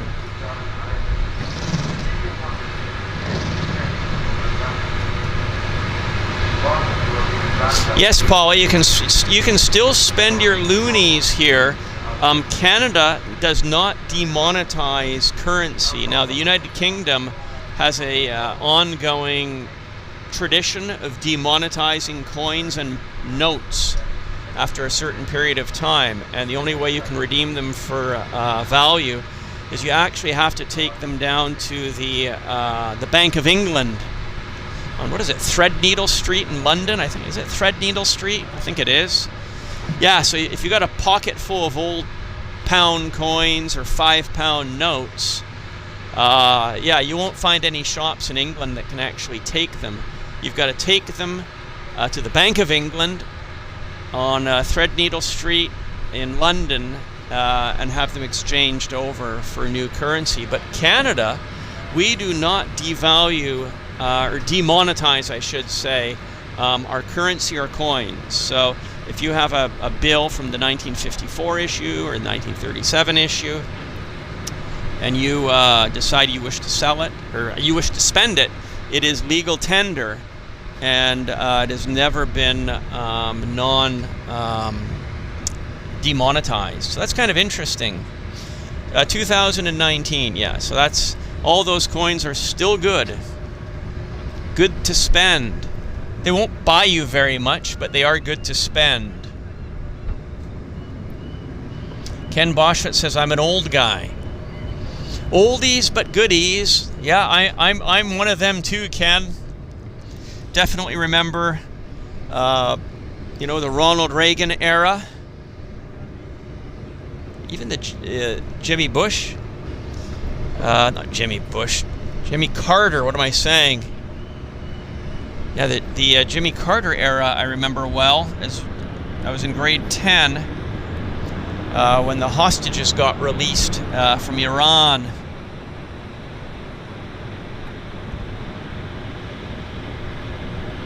Yeah, and then Reagan came to power. Movie actor, Ronald Reagan. Yeah, that was a good presidency, actually. The Cold War ended. The wall came down.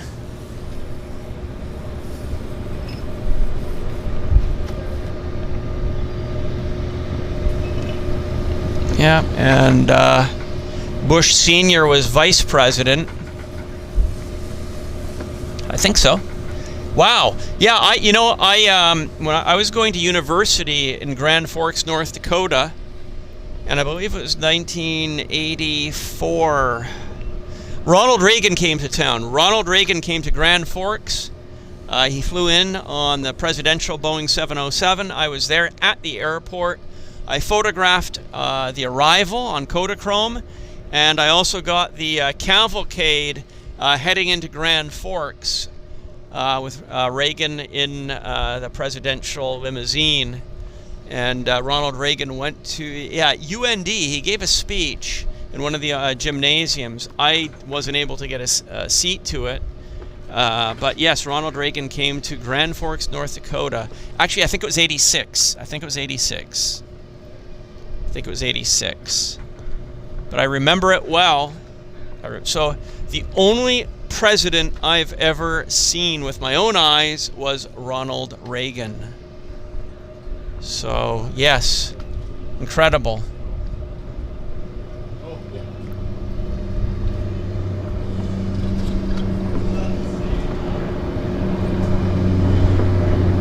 Okay, they're getting ready to start this aircraft up.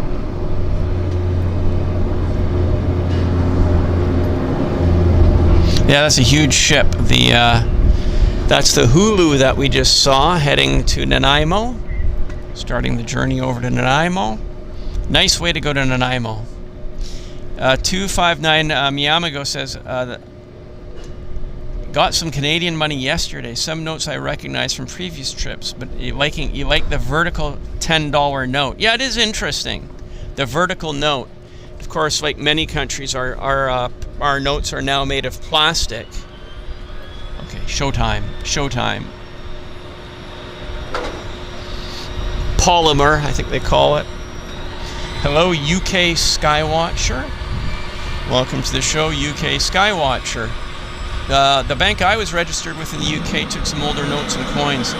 Okay, it can be done, but not spent in stores. I'll have to qualify you some on that.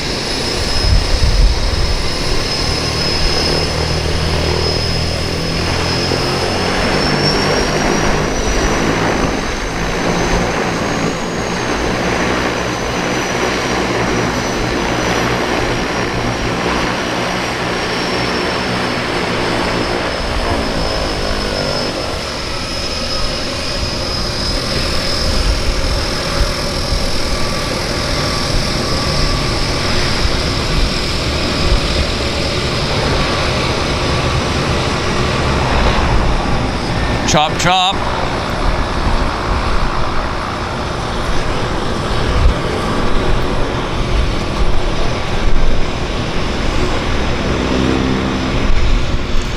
So, yes, if you have a bank account in the UK, I do understand that some British banks might take the demonetized currency back on your behalf. That is a possibility. But if you're a tourist in the UK and you have old pound sterling that's been demonetized, you will have to take it to the Bank of England on Threadneedle Street.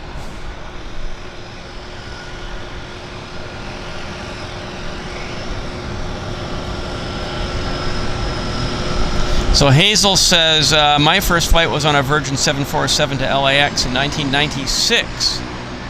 As I was a new flyer, I was allowed to meet the captain and first officer. Wow. That's amazing. Yeah, your first flight, 747. Well, that's a good that's a good aircraft to have on as your first flight, in my opinion. Thank you, Mixter. You have a good day. Appreciate your being here.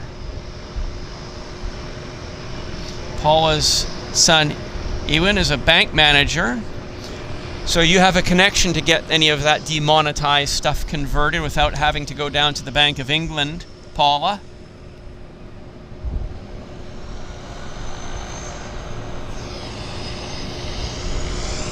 Ooh, that's a nice shot here. Look at this.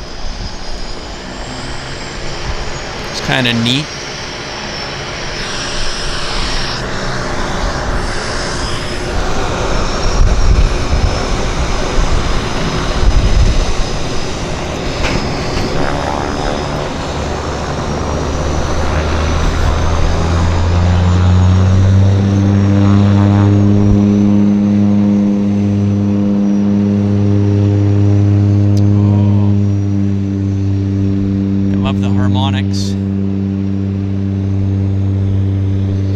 burnt kerosene though.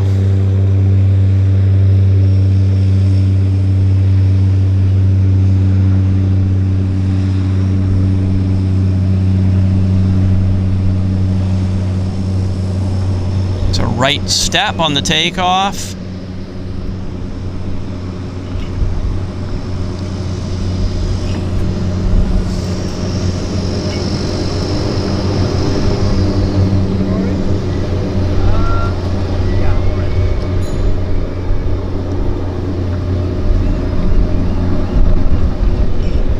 That's very neat. Oh, there's the burnt kerosene. There's the burnt kerosene. I got it. I got that lovely aroma. I got it.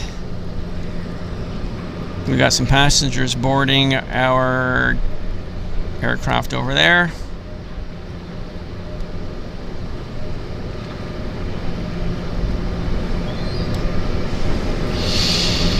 Yeah, I did get some burnt aroma there. It was quite nice.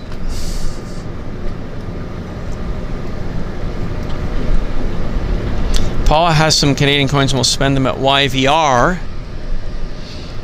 Yes, in Canada we do accept coinage. Coinage is still accepted as an accepted means of payment. I heard some country is no longer accepting coins. I don't know, maybe I got my wires crossed, but yes, you can still use coins here. You don't have to use electronic payment. It was some country, I don't know, was it Norway or Denmark that was, I don't know, something to the effect that they were not going to be accepting or using coins anymore. They were switching to electronic payments. I don't know, but I don't look forward to that day. I'm also a coin collector, so I'm very passionate about coinage, and definitely hope that it's only a 3,000-year-old tradition. So if coins were good enough for the ancient Romans and the ancient Greeks, they're good enough for me.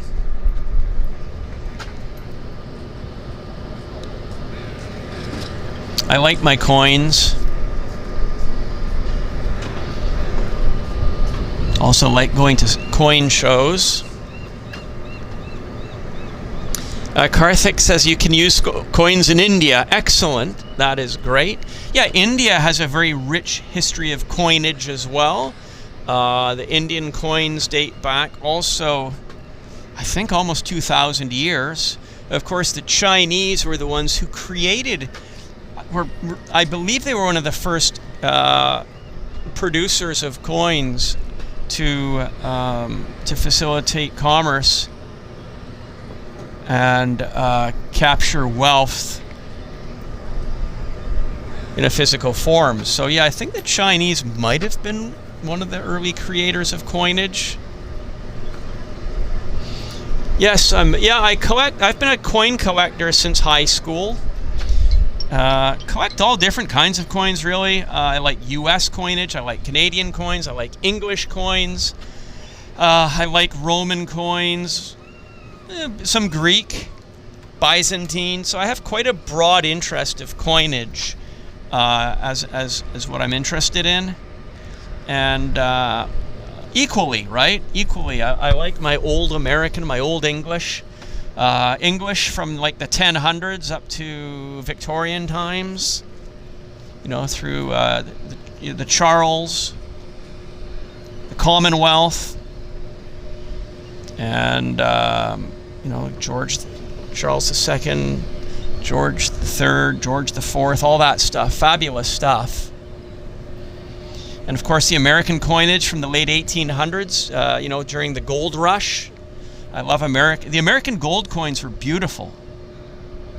$20 gold pieces, peace dollars, the Liberty series. It's just, my goodness, that's a whole different passion point for me, coinage. So, yeah, coin collecting is great fun. Great history too, right? Great history. Dan Clark is joining us from Bedfordshire in the UK. Thanks for joining, Dan. Nice to see you.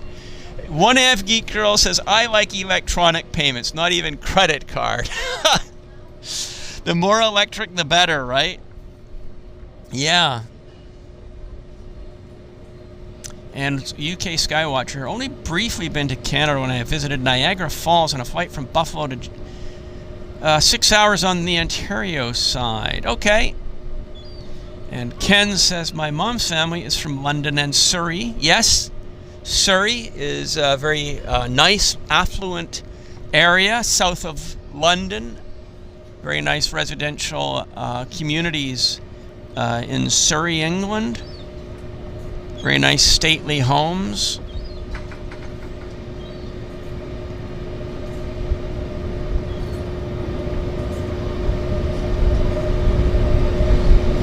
Well, there's a lot of coin, yes, in the ancient worlds of Turkey, Greece, Macedonia, Croatia. Yes, where the Roman Empire existed, there are still a lot of coins in the ground. So if you're in Turkey, you can go digging, see if you can find coins.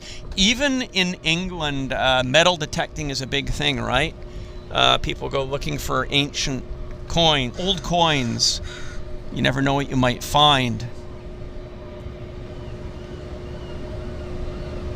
Metal detecting is a big hobby in its own right, for sure.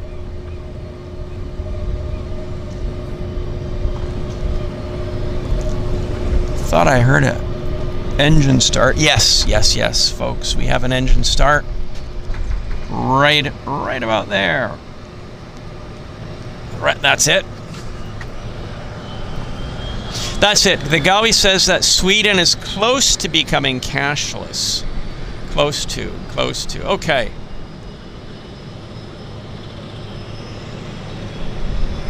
I'm sure in Turkey, Greece, Croatia, the Dalmatian coast, you'd find a lot. You have the potential of finding a lot of ancient coins still in the dirt. But definitely in Turkey. It's a thing. Hello, DW, King of Mischief. Welcome to the show. And then Karthik says coin currency was started in the Middle East, not in China. Well, Egypt, right? They had coins in Egyptian, the pharaohs, the Ptolemies had coins. Ptolemy II, Ptolemy III, all that kind of stuff had coinage as well. So, 3,000 years ago. Alexander the Great, of course, famous, Greek. Those coins are very famous. Mesopotamia. We're talking, several hundred years BC. So a lot further back than 2,000 years ago.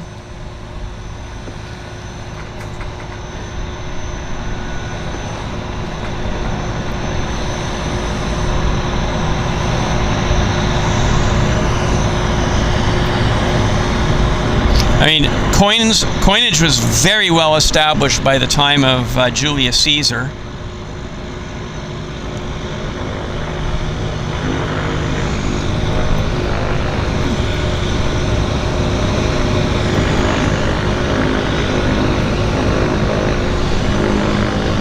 Wow, the temperature is just so nice, so comfortable.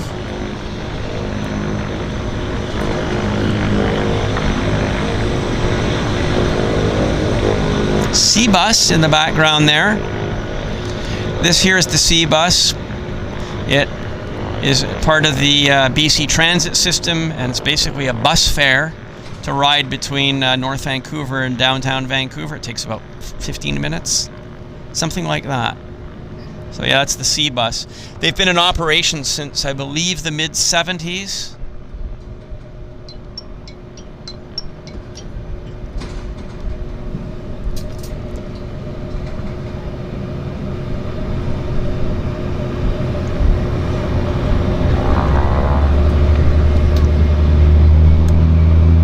Go.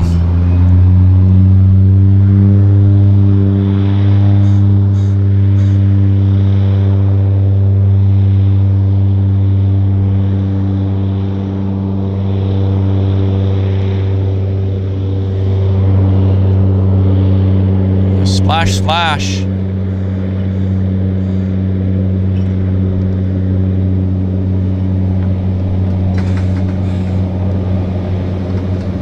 Lots of obstacles the pilots have to be aware of here. They really have to be paying very close attention to their surroundings. Definitely.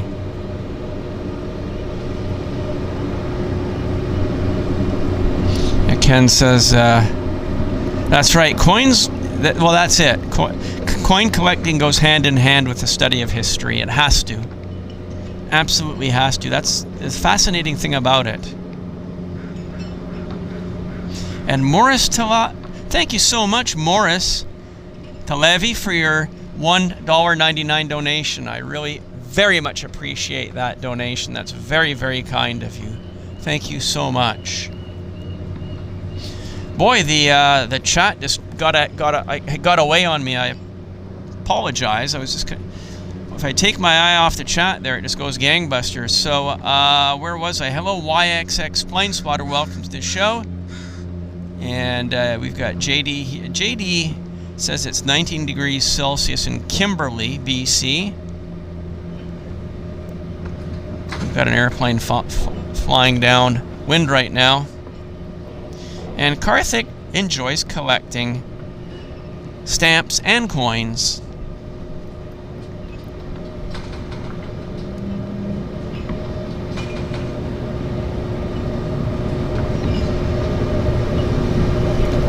Here in Vancouver, we have a coin show a couple times a year. It's always fun to attend. It's held in Burnaby.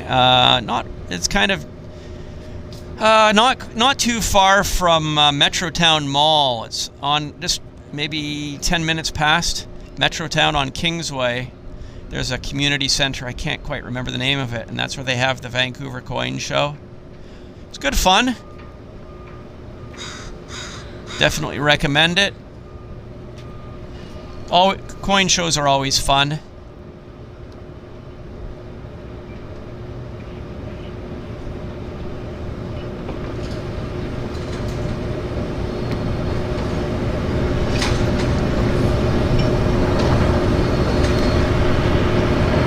This is a Caravan amphib.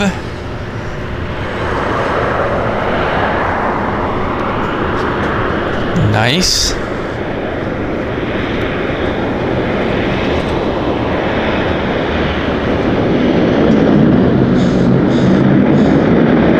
Effortless, doesn't it?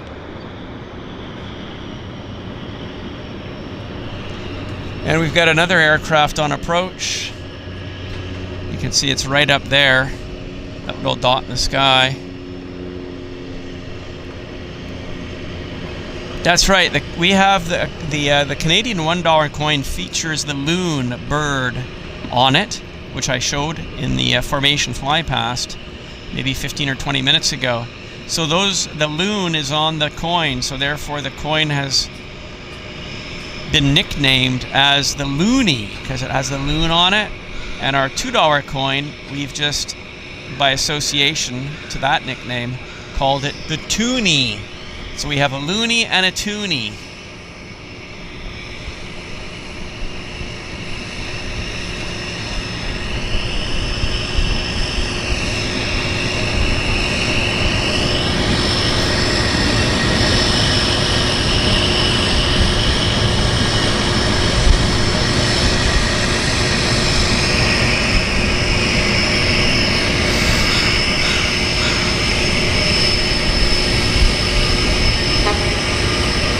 Somebody's tooting their own horn.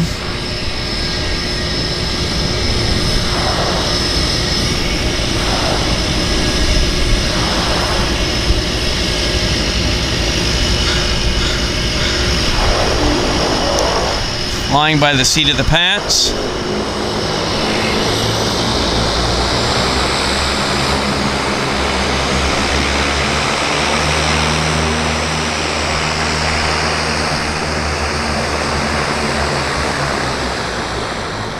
Well done, Harbour Air. Well done.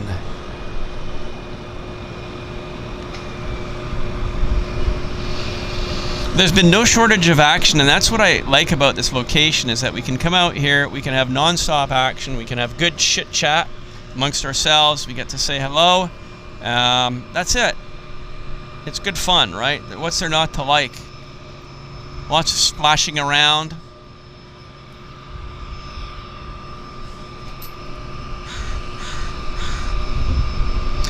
Ken N says, yeah, today we print money. That's very true. So the money supply, well, it's actually everywhere now, right? Prices have gone up so much. It's the post-pandemic inflation. We have it here in Canada. I know in the US, they expanded the money supply very dramatically post-pandemic. So I guess that's partially fueling the American inflation. Our inflation here in Canada is just because we're Canada. Everything here is bloody expensive. So any excuse to pass on cost, that's it, right? So, but yes, and I don't know about the UK. Europe and France, Germany, you guys haven't had anywhere near the level of inflation that we've had here in Canada. I'm going to say groceries are up 100% over the last 6 years. I think that's not an exaggeration. I think 100%. We've had price rises going, if you were to compare 2019 to now, I'd say a lot of things are pretty much 100% higher. And I know that's not the case in France, Germany, and the UK. So, and again, I don't know about, I know the US has had very significant inflation in the grocery store. But for whatever reason, Europe hasn't had it to the same degree as Canada and the United States. Of course, Japan, lucky devils, have had no inflation. So the prices in England, the prices in Japan are the same as what they were 20 years ago. So, yeah, it's magic. Magic, right? Bank of Japan has done a good job. They've kept costs under control, and it's affordable for the citizens. It's fascinating stuff, right? Economy, things of an economic nature, coinage, all that stuff.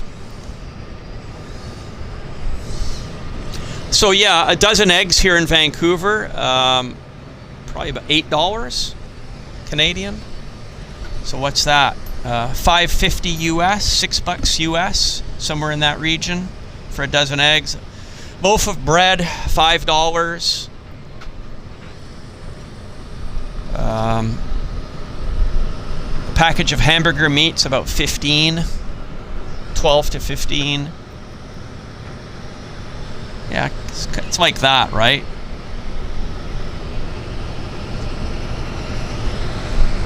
It's expensive. It's expensive here.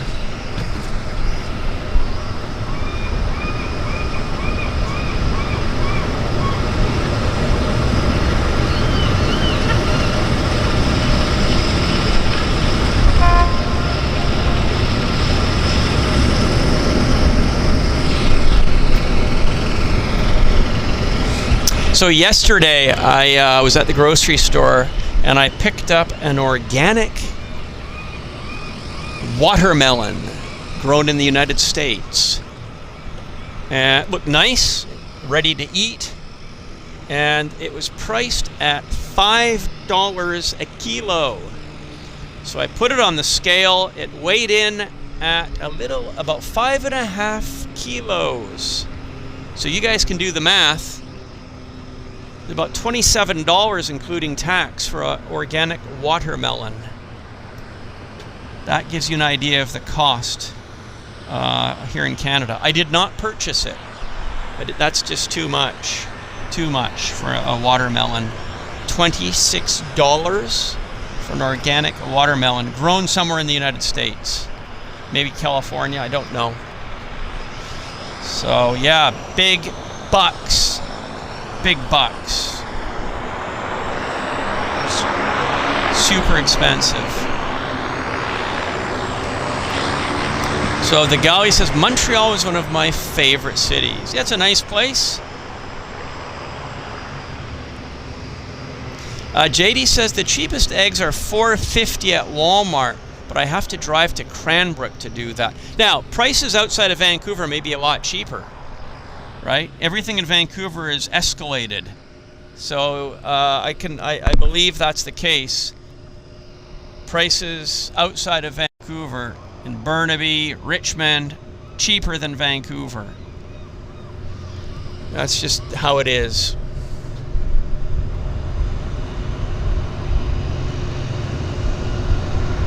Caravan about to arrive in style.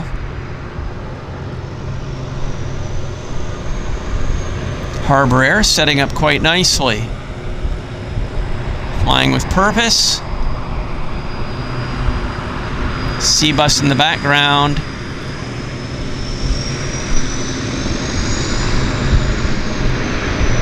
Oh yeah, oh neato, neato. Woo-hoo. Splish splash, nice. That was fun. That was a fun landing. Lots of bounce. Fantastic. That was choice.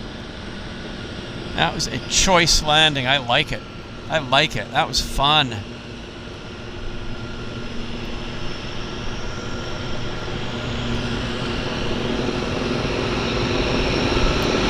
Okay, so we got a Twin Otter about ready to turn.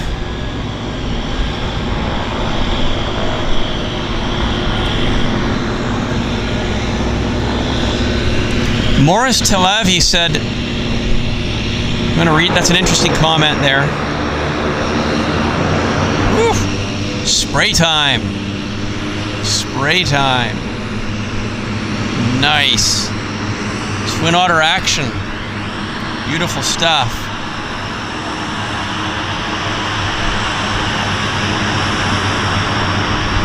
Left step. Up, up, and away. Building up the airspeed. And there we go. Nice climb. Watch out for the birds. Those are loons. So, we got an outbound. This guy's arriving on finger right here. And we've got an aircraft turning on to finals. Yeah, so Morris says first coin is credit to which is modern day Turkey, 600 BC.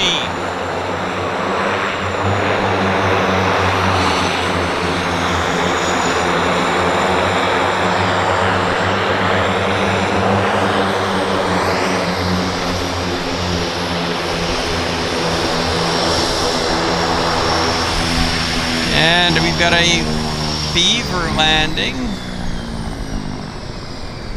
Sea Air Piston Beaver.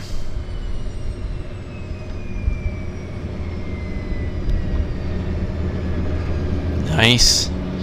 Yeah, so Morris just gave us some prices. So that's, if you want to go organic, that's going to boost the price. So if you're looking at a couple pounds, pound and a half of hamburger, yeah, it's 12 bucks. What did I say? $12 to $15 for a decent sized package of hamburger meat. It used to be $4 pre-pandemic. So it's gone up a good 100%, in my opinion. Good 100%. So the eggs in Toronto, non-organic, $3.99. That's cheap. That's cheap. You're not going to find that in British Columbia. That is not, I don't know, well, certainly not in Vancouver. I've never seen eggs $3.99. No way. Yeah, so Toronto's cheaper than Vancouver. It just is. Same with gasoline. We're paying $1.66 a liter. I bet you they're only paying about $1.20 or $1.30 a liter in Toronto. You're closer to the refineries than we are here. The galley says I'm paying US $6 a dozen in Houston. So that's $9 Canadian, almost the same price as Canada. So that is very expensive. $6 US, call it $8, $8 to $9 Canadian. That's what we're paying. It's very expensive, super expensive for the egg costs. So US egg costs are similar to Canada. We need to get more chickens.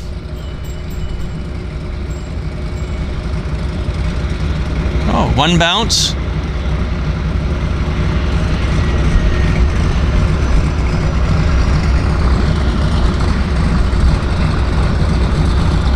That was nice. And our round engine beaver is coming into the dock right here. Sea Air. ZZJ. Nice Reggie. Nice Reggie. Wow. Well, guys, we've covered the bases, actually. It's 9:31. We've had a great show. I have enjoyed it immensely. I hope you've enjoyed it immensely. I hope you've enjoyed it as much as I have. So, there we go. Pardon me. I just want to put my mug on camera. Thank you very much, everybody. We've had a good, fun time. We've been here for the last 2 hours. Next week, I'm not sure. Probably we'll come back here for another show here, final season show at the float base. It's been good fun. The time has flown past. We've had a lot of action, which is just the way we like it. I want to wish everybody a very good Labor Day weekend. Have fun, safe travel, and safe and fun travels to you. And we'll look forward to seeing everybody next week. Take care, everybody. All the best. It's been a very good one.